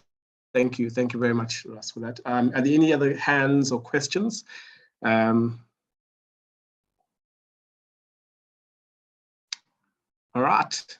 I think, should there not be any other hands or questions, I just want to end off by saying that part of my work at the Democracy Development Program, which is an organization that's based here in Durban, is around civic education, democracy education, voter education. And what I've been interested in more particularly is to try and shift the demographics in our political party arena or in our party political arena. I'm not necessarily interested in changing the existing political parties, but I'm interested in finding space for young people in those political parties to have a greater ability to advocate and lobby in those structures. One of the things that I hope is I really don't care for a youth league in any of the political parties, right? So I mean, what I mean by that is that youth leagues in general are alienating because they don't enable for the voice of young people and the interests of young people to become the main priority, or to become the priority of discussion within that party. As soon as you can be told, no, comrade, please go to the youth league leadership and discuss that in that space, and then hear us at the National Executive Committee. We'll hear from you. You'll brief us on what young people are thinking about. It means that young people's issues are not the mainstream politics of that country. I mean, of that country, but also of that political party. So I hope that we can ensure that we mainstream young people's issues, that they're not just young people's issues, but they become the primary mandate that we task our politicians, we task our organizations, and we task our government to be tasked with in those regards. So we don't want to have just a 30% allocation of a specific budget, but we must ensure that beyond the ways that 30% of allocation, we are able to open up doors to the extent that we can enable young people's issues to actually be mainstream in a real and legitimate way. Zubair?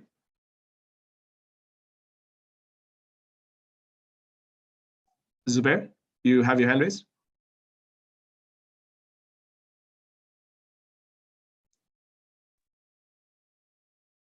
Mr. Reenan.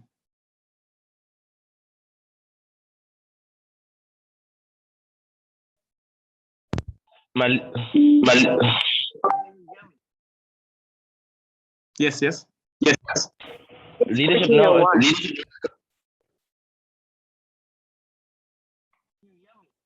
Okay. We can hear you, Zubair.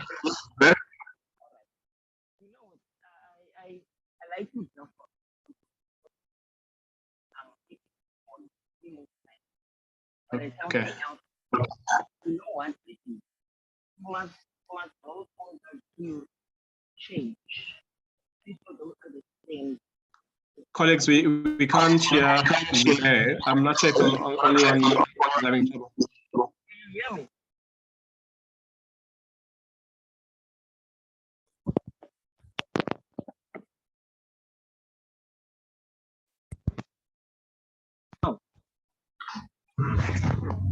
Okay, Can you hear? maybe put your comment in the chat, Namzan. We are Nguzonar. Okay, now we can hear you. Yes. I'm talking about the theory of change. I run organizations. I'm very far with organizations. I don't just belong. You know what we need to do? If you want to reach the first, you know, the Sustainable Development Goal, SDG. That's the only thing that's going to end poverty in all its forms everywhere. The SDG will restructure what we're supposed to embark on. Because we are talking in circles, because if we have the Sustainable Development Goals, nothing will happen. People don't know how to implement it. Government now does not know how to implement that stuff.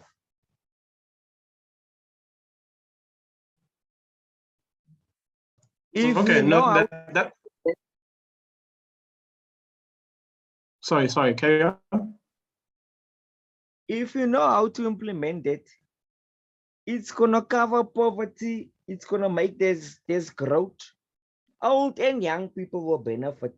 But if you're not gonna cover the SDG, it's gonna be a problem. And you know what? It's my birthday today. So I don't Happy want birthday. to talk too much. Happy birthday. Happy birthday, Zubair.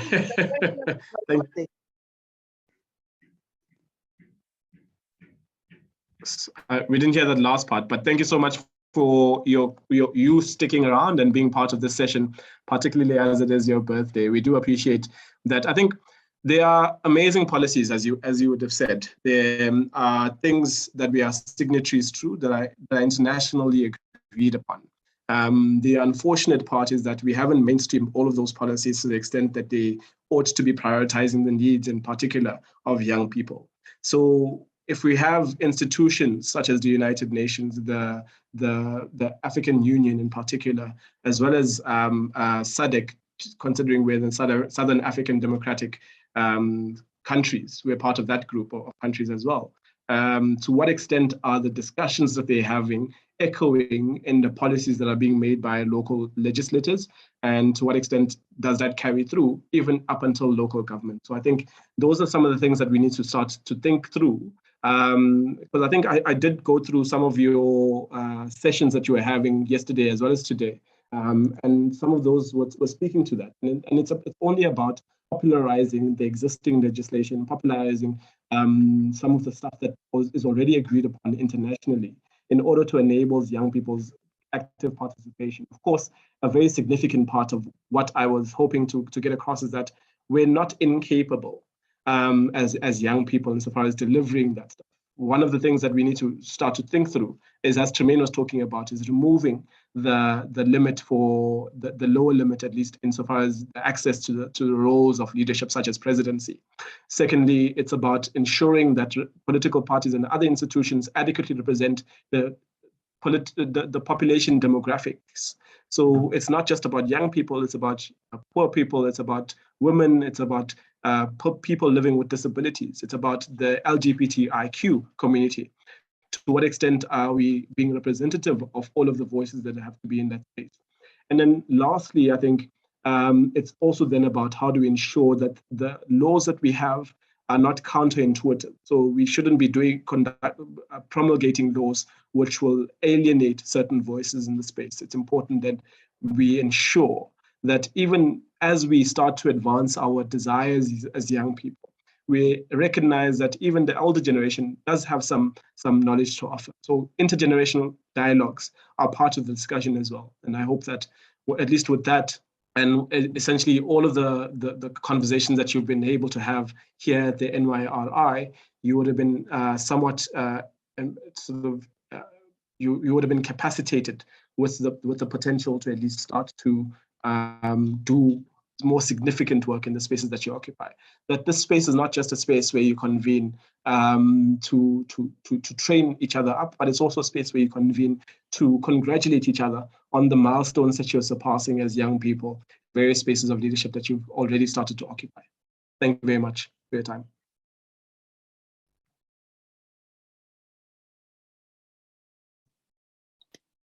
Wow. You know, I am sitting here and I am resonating with so much of what O'Brien has shared this afternoon. It's things that impact us directly as South Africans, but more so as youth living in this country. And even in the chat, you know, the shares, and I know that a lot of us would really love to have some questions for Brian, because he has said so many things that are critical, bringing the issue of policy, talking about youth leagues that exist within some political structures, the issue of load shedding, which is quite problematic, you know.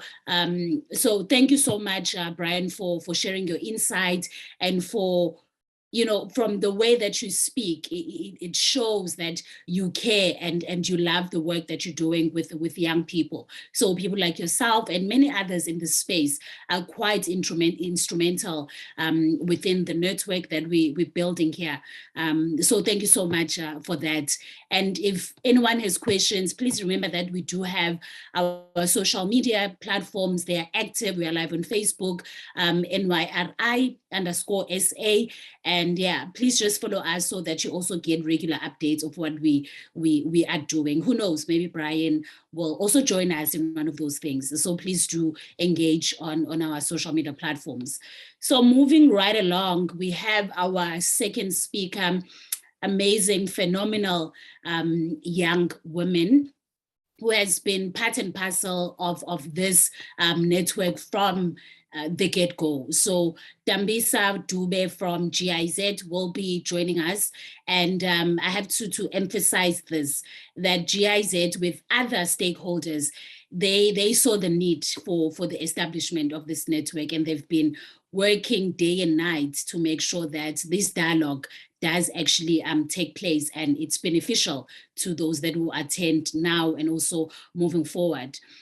So Dambisa has some important messages that she would like to share with us, and she'll be doing that in a form of a video. Network is a bit of an issue, but we do know that you guys in the space will definitely be patient, and yeah, it's a global issue. It's really a global issue, and we'll just wait for Dambisa to just join through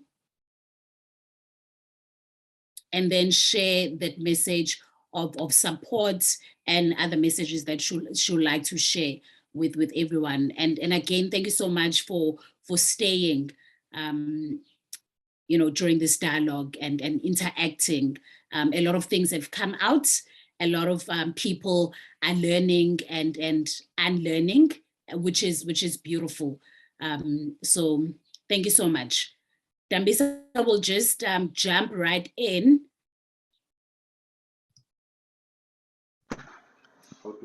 Brian, can you just unmute Dambisa, please? I have. Right. Thank you so much, Dambisa, once again for being here and for staying on for day 1 and day 2, and also just being an extremely instrumental, important person for the ambassadors, and your support from day 1, your emails, honestly, I could speak until the cows come back from the river, but honestly, thank you so much for taking the time to be here. So I'll hand it over to you.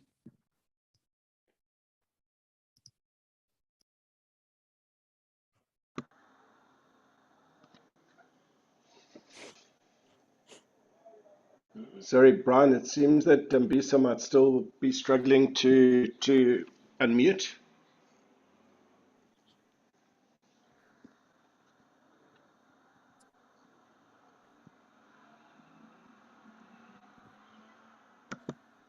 Dambisa, are we correct? You can't unmute?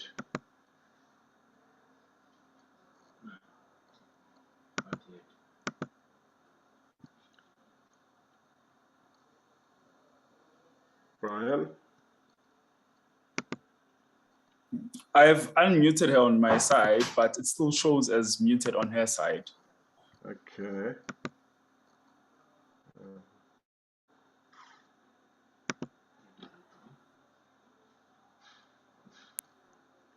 Could you make her co-host, Brian? Apologies again, leaders, but we know that every now and then these things do happen, but we really do apologize for that. So we'll just take maybe, let's say, 2 minutes to just give Dambisa and our tech person, Brian, to just fix that. So maybe we'll just play a bit of some music, get us moving, grab a glass of water, and digest on everything that has been shared today. And again, we apologize for that. Just 2 minutes, and then everything will be sorted. Okay.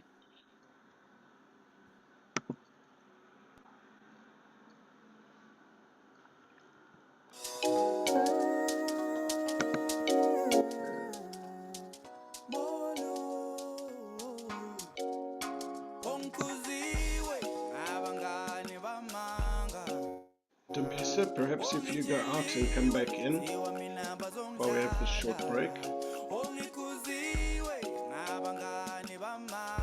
Mike, please mute your mic.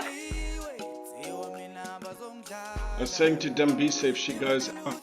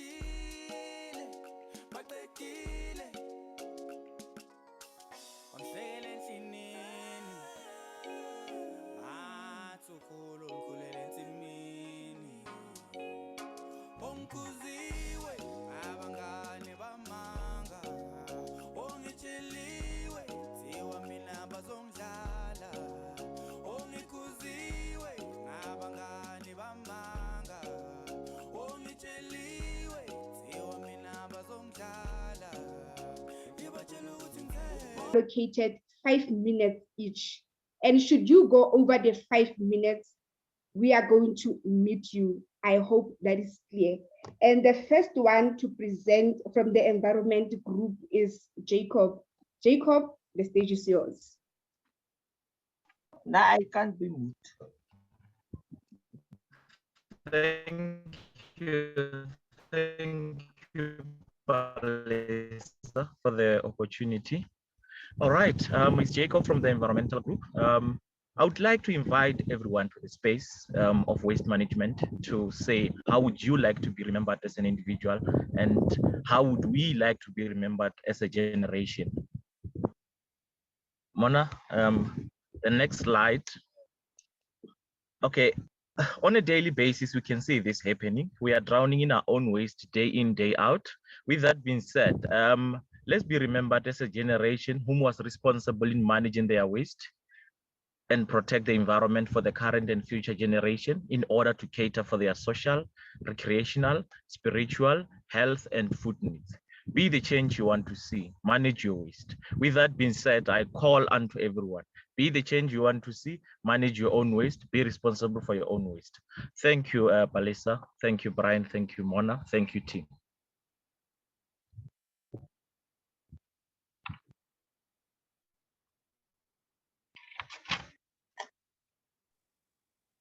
Thank you so much, Jacob. And now we are moving to Ras from Political A Group.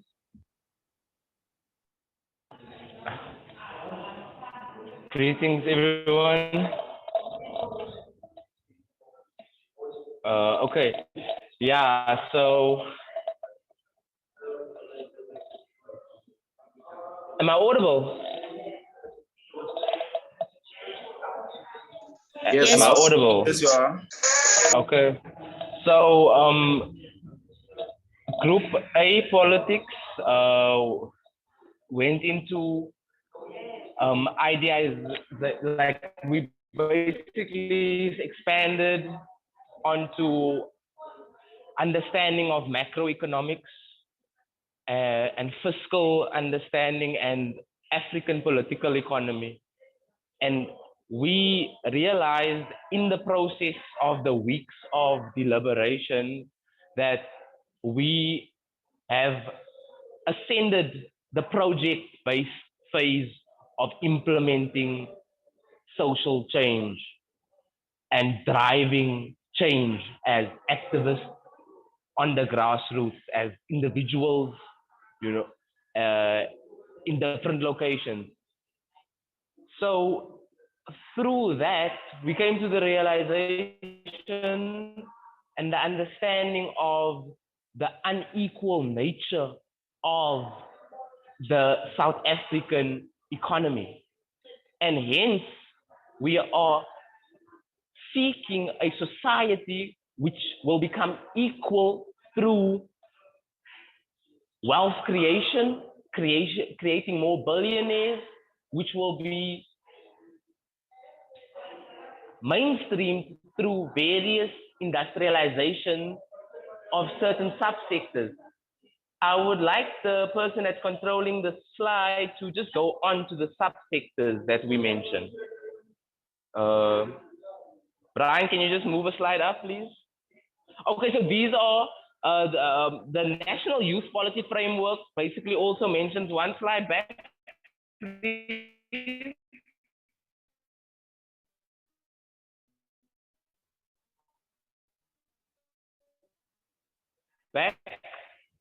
Back. Brian. One.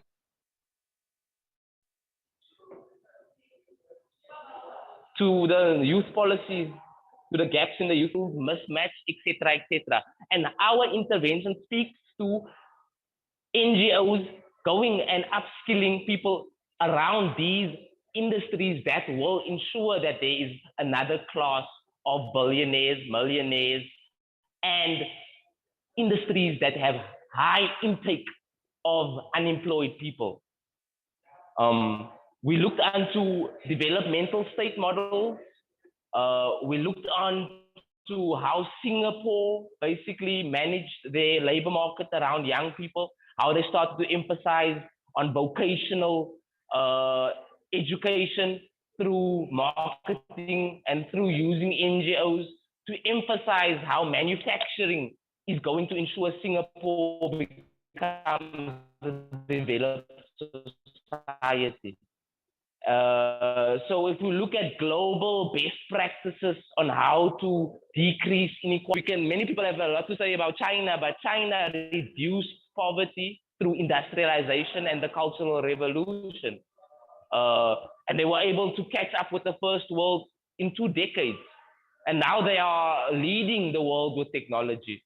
So until we use our resources, energy-based, mineral-based, mining-based resources to benefit the Africans and the citizens of Africa first, we will continue to have the structural inequalities and the social disparities that come from the structural inequalities. So our plea is for industrialization. Our plea is for the implementation of the policies around industry as our government has set out. And it's an issue of capacity and getting the right people, technicians, functionaries in the right places, the activists, practitioners in the right places so that programs can roll out. We no longer need tokenism in politics or in civil society, whereby the person that is more willing to compromise or the person that's more willing to say what they are being told to say gets platform. You know, we need the capacity, the people that have the understanding of what the developmental state will be to drive the change. And we understand that there's enemies also of the developmental state. There is enemies, there's global forces that want to keep South Africa a banana republic. There's global forces that's working to make South Africa a failed state. Hence, we as ambassadors are working to ensure South Africa won't be a failed state. I thank you very much.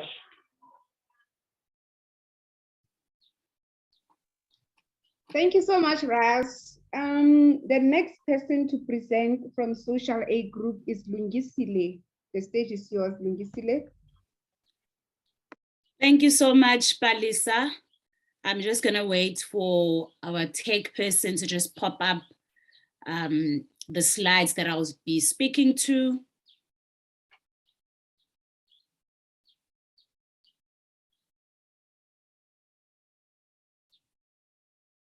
And I think it's only, you know, fair that we really give Brian a round of applause, who's been managing our tech with all the glitches and things not going well, but is holding the fort for us. So thank you so much for that, Brian. And we know we ask a lot and you continue to support us in our demands.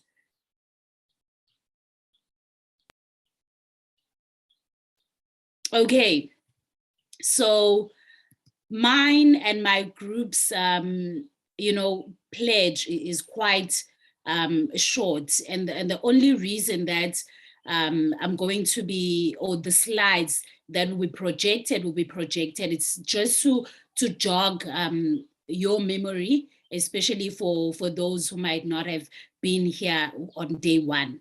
So our main focus is COVID-19 lockdown and women. So the effects that the pandemic lockdown has had on women's mental and sexual reproductive health, right? So if Brian, you can just move to the exact slides that I asked for. So 11 and 12, so just go to 11. Okay. So what is it that we're planning to do, right? So how do we look at women's sexual reproductive health and mental health? We're going to be doing that in different phases. And those phases will include extensive research, and that research will include engaging with women and those that are already in the space, people that are within organizations that work with women, and or people that work in spaces where they tackle mental health issues and its impact on women's reproductive health. And after that, our interventions will be, will sort of like focus on those findings from the research. So one of the the key things that we want to pledge to is to see this program through, is to see this project through, and not just be something that we engage on these 2 days and then we forget about it.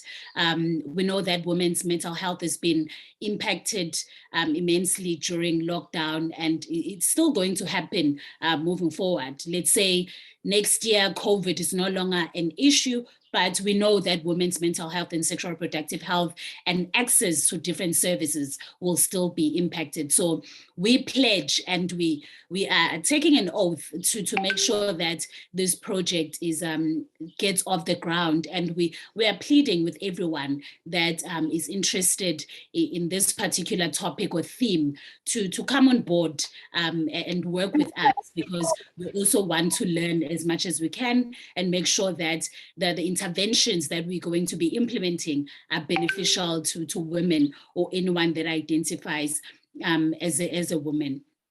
So on the last slide, Brian, the emphasis here, the intervention. So the proposed intervention, what we are emphasizing is we are again asking those who resonate with this theme, those who resonate with this topic, to please come and work with us, because we really want to reach as many women as possible, because it was heartbreaking when we were doing our survey that some women will say, I can't really participate in your survey because I don't have a smartphone, I do not have a Gmail account, I cannot access the internet. So for us, one of the plea that we also want to put out there is, how do we make sure that we reach as many women as possible, especially those that are not able to have access to basic needs. So we are pledging, as Social Group A, we are pledging to see this program through, number one. We are also pledging to reach out to as many organizations that are working with women or are interested in this topic, and to make sure that women have access to the most basic needs ever, and also to make sure that communities come together and empower themselves, so that we don't wait on the person to come and assist us. Thank you.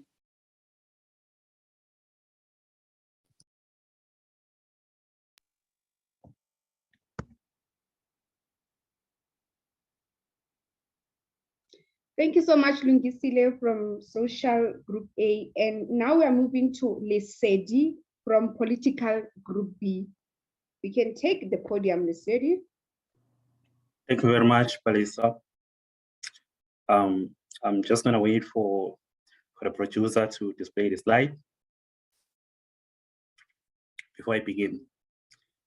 But meanwhile, while we're waiting, as a political group, we took a different turn here. We said that one of the factors that really contribute to lack of youth in political processes is illiteracy. It's a very concerning issue itself, like and a lack of knowledge which goes along with illiteracy. So illiteracy is one of our world's biggest problems today, comrades, along with peace, hunger, and disease. A large part of our world is functionally illiterate. About 1 billion people are illiterate, and another billion barely so. This is a major loss to the world, to the continent, and the country itself, causing disenfranchisement, disaffection, disillusionment, dysfunction, and costing us an estimated at least 1 trillion in lost productivity. The consequences, comrades, are very devastating for individuals, for nations, and the world at large. These consequences, of course, include that the illiterate die young, and their children do so as well. They earn less money, they are likely to go to prison. Even in developed countries, we witness that. Their societies experience more crime, disease, poverty, lawlessness, social unrest, intolerance, and upheaval. There's a strong correlation, comrades, between illiteracy and poverty. We can't separate those. There's also a strong correlation between illiteracy, poor health, crime in almost every society in the world. So today we call upon everyone to say, let us all take a pledge on this day while we are gathered here to encourage, educate, and wipe off illiteracy from the face of the earth. Thank you very much.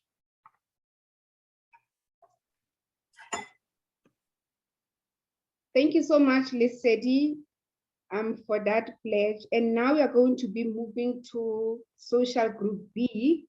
Can I call Tremaine to the stage? Good afternoon, everyone.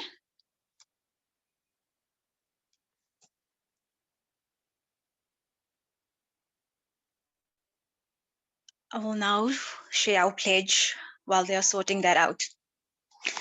As National Youth Resilience Initiative Ambassadors, we have a pledge to make, a commitment to make to our country by taking part in the National Pledge for 365 Days campaign to end gender-based violence. As South Africans, we recognize that violence against women and children is the manifestation of a profound lack of respect, a failure by us to recognize the inherent equality and dignity of women and children, and that is a violation of their fundamental human rights. We acknowledge the adverse effects violence has on the country. We acknowledge the profound psychological and physical trauma violence has on women and children, their families, and on communities. We acknowledge the impact violence has on economic growth and reducing the equality of life for all. We therefore commit ourselves to playing our part in ending gender-based violence by being positive role models, mentors, and not allowing any form of violence to take place without doing something about it. We commit to ensuring safer communities for women. We are aware that for a vision to manifest, it needs to be served by one guiding purpose. This purpose would be a seed of what is to become. We are a generation of genetically predisposed violence. We were born into a world of violence, and it seems to some extent, it defines us. We commit to building a safer future for our children. We commit to being part of the change. In collaboration with relevant stakeholders, we, as Social Group B, oblige ourselves to running a social media campaign that addresses the importance of men speaking out. It will be a 2-minute video that speaks to the masses. In addition, we plan to host mental health awareness in Dabas, which will be safe spaces for elderly and young men to speak out. At the end of it all, men need to know that it is okay not to be okay, to cry, to break down, to need support, to go for therapy, to talk about their feelings, and to ask for help. We thank you. Thank you so much, Tremaine. And I would like to call Social Group C, Manuko. We can take the stage. Greetings to the House at large. We, the Social Group C, we pledge to stay committed and becoming active participants in revoking and raising our voices to stakeholders and South Africa at large, so that our voices may be heard towards cyberbullying and be minimized and reduced through the collaboration of our various stakeholders as outlined in our action plan as follows. Next slide, please. Through our pledge, the stakeholders will be involved in terms of our action plan, which is articulated as getting stakeholders involved in order to capacitate our targeted age group from 14 years and above, and cyberbullying through various methodologies, which would be initiated in order to build us to become resilient. The following mapping after this slide has been outlined that our various stakeholders, their contribution towards us being resilient. Next slide, please. This mapping outlines the various stakeholders which we would collaborate with in order for our pledge to be effective. Would involve the social workers, which are the ground forces, the psychologists, the police, the schools, the parents, the peer educators, and also NGOs initiative involving Activate Change Drivers as NYR Ambassadors and Agape Group. Firstly, the social workers would contribute to our action plan by meeting our aim to be heard, and so that our voices would be effective to the communities. This way, social workers would provide guidance towards cyberbullying, and its implications can cause the offender to face a penalty. So through the social workers' guidance, the offendant would be able to overpower the offender, and in this way, we would be acting towards resilience. Next. Through psychologists being involved in our pledge, this would collaborate social workers, psychologists, as social workers would refer our offended to psychologists. Psychologists would also contribute by offering counseling to our offended. Counseling will also act as a stimulator towards resilience, and this would lead the problem to be defeated. Next. The police. The police is also one of our stakeholders which we would collaborate with, as the police have the right to act against those that are offended. The police would also make use of involving the legislative framework in being amended. And in this process, South Africa is still acting towards legalizing the Cyber Criminal Act of 2020. And also this falls under the Child Justice Act of 2008. And as our offender would report the case to the police would also grant punishment to the offender by in the means of fines being imposed, that those that are bullied, they can report the matter and the perpetrator would be able to face the penalty in the form of fines or other legislative measures. Next. Schools. Schools could also be involved in our pledge, as this would be effective towards our action plan. As schools are involved, this will involve students that are in schools to create awareness campaigns. As awareness campaigns are brought to light, this would raise the voice of cyber criminality or cyberbullying being raised. Students can further create posters and hold ongoing debates and competitions in order to support cyberbullying awareness. Collaborations with teachers would make cyberbullying more effective, as teachers will impose creative arts and life orientation skills that in these programs, cyberbullying should be evoked. Also, universities need to take action by putting cyberbullying at the forefront, as some students at the university are exposed to cyberbullying. Next. Next.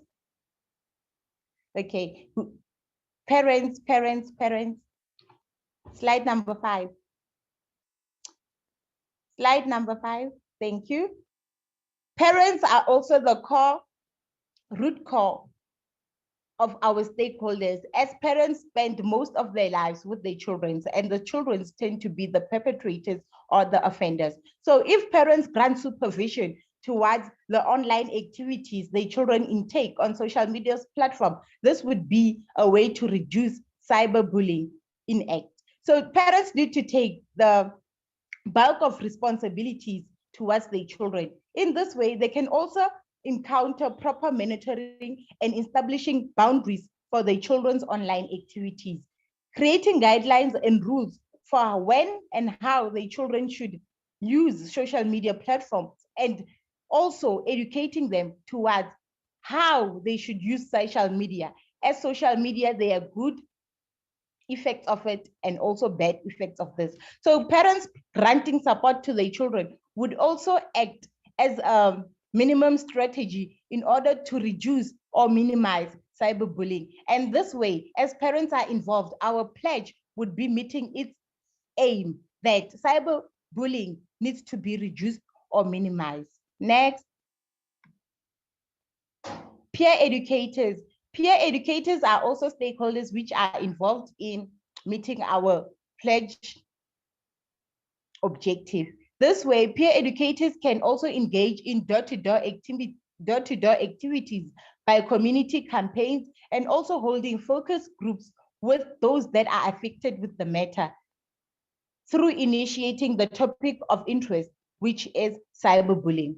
Engaging in bringing strategic solutions to dealing with the matter and ways to reduce or minimize the issue of cyberbullying. Next. These are various NGOs that us as social group C would be initiative with in order to meeting our pledge. We could also involve our Activate Change drivers, our NYR ambassadors, which is us today, and also the Agape movement. And Agape movement is also known as a movement that stays committed in educating the youth and also bringing them involving in dialogue conversations such as cyberbullying. This NGO Agape movement is capacitating young leadership with skills through schools, community, building resilience through the youth, and also bringing the theory of Afrocentricity, and also involving a top-down approach in ways to reduce and minimize cyberbullying. So this is us, the social group C, pledging that if we stay committed and remain dedicated in raising our voices, cyberbullying would be minimized. This is a picture of a cyber. Can you go back to the picture? Yes. This is a picture of the cyberbullying reality that one of the people in these pictures as the ones we took initiative to engage with regarding cyberbullying. And they gave us this article that they were once bullied and they were titled a blessee at the University of Venda. As the title, it's called How to Spot a Univen Blessee. So this participant was involved in our survey and they further explained their feelings, their thoughts, relation to cyberbullying and how it affected their life. So cyberbullying is indeed an issue that needs to be tackled. I'm going to have to stop you. Thank you so much for your pledge.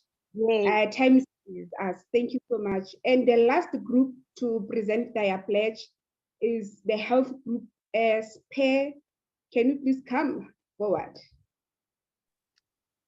Thank you so much. Thank you so much, my sister. Well, colleagues and friends, you have all seen our presentation. We have presented to you the most shocking numbers in our lifetime as young people. For the mere fact that we see the teenage pregnancy rate, instead of it decreasing, but it keeps on increasing, that means we have a problem. In as much as there are programs and projects that are speaking or that are addressing that issue. But if we still see the trend of the numbers growing up, that means there is a problem. There is something that we are not doing okay as a country. For the mere fact that each and every day, there are still young people that are being affected by HIV and AIDS. That means there is a problem. Each and every week, there are new HIV and AIDS new infections. What is happening? What is wrong with our country? What is wrong with our young people? Next slide, please. Today, as a health group, we would like to call every partner, every ambassador, and everyone who is involved in this NYR initiative. We are calling for a unity to combat teenage pregnancy and HIV and AIDS by altering unfavorable attitude and conventions. Where we are seeing HIV, a Black young woman being the face of a HIV and AIDS, and leveraging CSC to contribute to improvement that goes beyond health results. Comrades and friends, this issue of teenage pregnancy, it's not my issue only. It's not my family issue only. It's an society issue. We know these people who are busy abusing our young people. We know these people who are busy taking advantage of young people. We as society, we as ambassadors, we need to rise up and stand together. We are calling on partners to support the project that we as the health group will be embarking on to make sure that we assist wherever we can to tackle this issue. Because if, colleagues, you are a human being enough, you need to start to get worried about this issue. It can't be correct that a 10-year-old can deliver a baby. What happened to us telling our young people that it is okay to finish school without you having a baby, both boys and girls? Colleagues and friends, today we as the health group, we are pledging to stand up and speak and engage our fellow adolescents, young girls and women, also and boys. Thank you. Thank you so much, Pelele. And thank you so much to all the presenters of the different groups. I really do hope that it's not going to be all talk and no action. And I want to congratulate you guys. Like, your pledges are so amazing. Like, they're so great.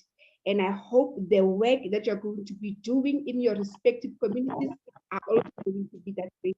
And remember, as you go out in your respective communities, keep the spirit of building a resilient future. Amanda accommodates.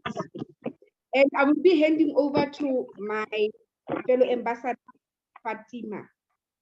Thank you so much, guys.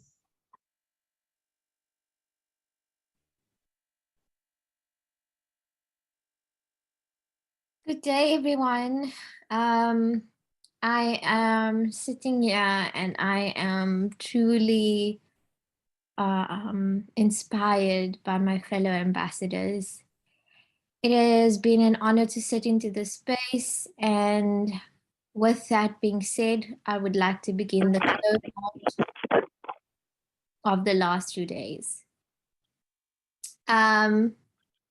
Before I do that, I would just like to ask everyone to please tag us in your social media and let us know your thoughts on how you found the last 2 days.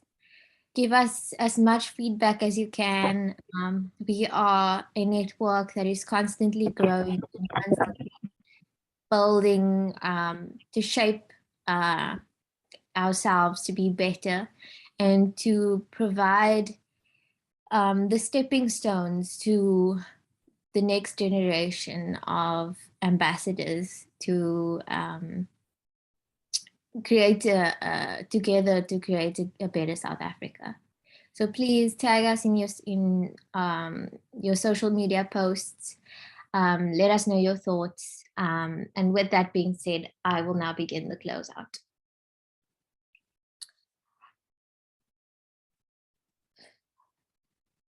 As an NYRI ambassador for the Western Cape, bringing these 2 days to a close is both filled with honor and gratitude. I am inspired by everyone in this space and cannot wait to see how this moment causes a ripple effect as our bonds over our drive to make a positive change strengthen.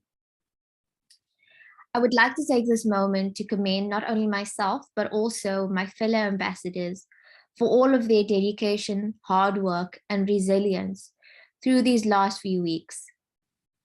Resilience, after all, is one of the greatest traits we have inherited from the heroes that stood before us in the struggle for equal rights and change for all. I would also like to extend a huge thank you to everyone that made this event possible. WESA, Activate, the Department of Women, Youth and Persons with Disabilities, National Youth Development Agency, GIZ, Inclusive Violence, Crime and Prevention, AGAPE, Youth Movement, Youth Capital, Beyond Influencer, Ahmed Kathrada Foundation, Sonke Gender Justice, Action Aid SA, Democratic Development Program, Apolitical Academy, South African Institute of International Affairs, Center of Resilience, Center of Study for Study of Resilience, and Youth Employment Services. Without your support, guidance, and experience, the National Youth Dialogue would not have been as fruitful as it was. Starting out, each of us came into this network not really knowing its true potential. Since then, we have grown and developed ourselves into being true leaders within our communities and making the shift from everyday neighborhood heroes to being solid candidates in representing our community's needs.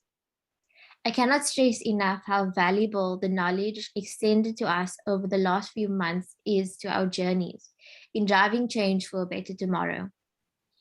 I have to specifically acknowledge the coordinating team, Mona, Zinzani, Khotso, Mike, and Nalvia, and Brian, for being our nurturers, guides, and support throughout this process. There was never truly a day I felt alone within this network. Last but not least, thank you to each and every one of our guests here today and from yesterday.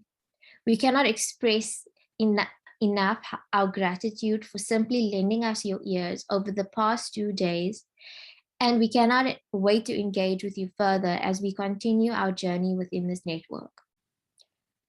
I hope that we have at least shed some light on the true meaning of resilience, understanding that no matter the challenges that knock you down, resilience is standing back up and giving it your all, time and time again, continuing on towards the greatest goal. I greet you with a message of peace and blessings to all. Thank you.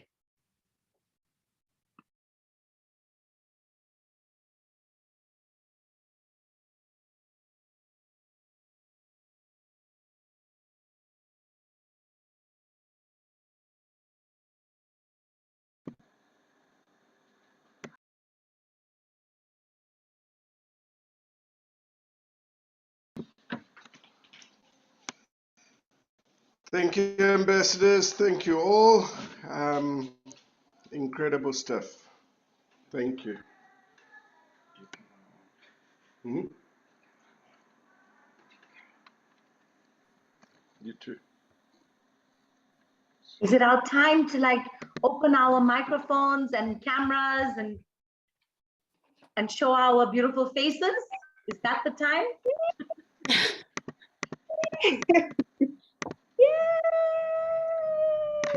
Well done, ambassadors. Oh, it's been an amazing one. Yeah, you guys. Awesome. I think everyone's just blown away by the caliber of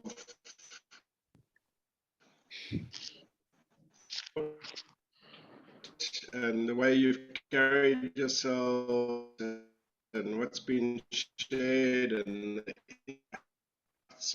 really humbling stuff to be with. Thank you. Future again. Thank you. Bye. Thanks, everyone. Thank you. Bye. Bye-bye. Put your cameras on. Russ, put your camera Bye, on. everyone. Powerful stuff. Luando. Where are you? Cheers, everyone. Thank you. This was super exciting. Happy birthday, Zubair. Happy birthday. You can now go, KG, and have your Coca-Cola without feeling guilty. Without any judgment. Now, we're not going to judge you now. We're done. Hey, do you Without judging me. Where are your shades today, my man?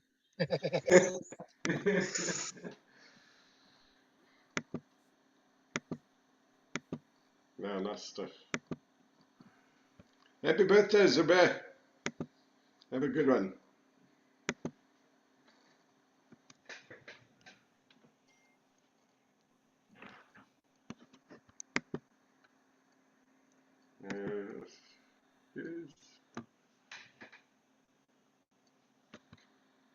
Yes, Sharon.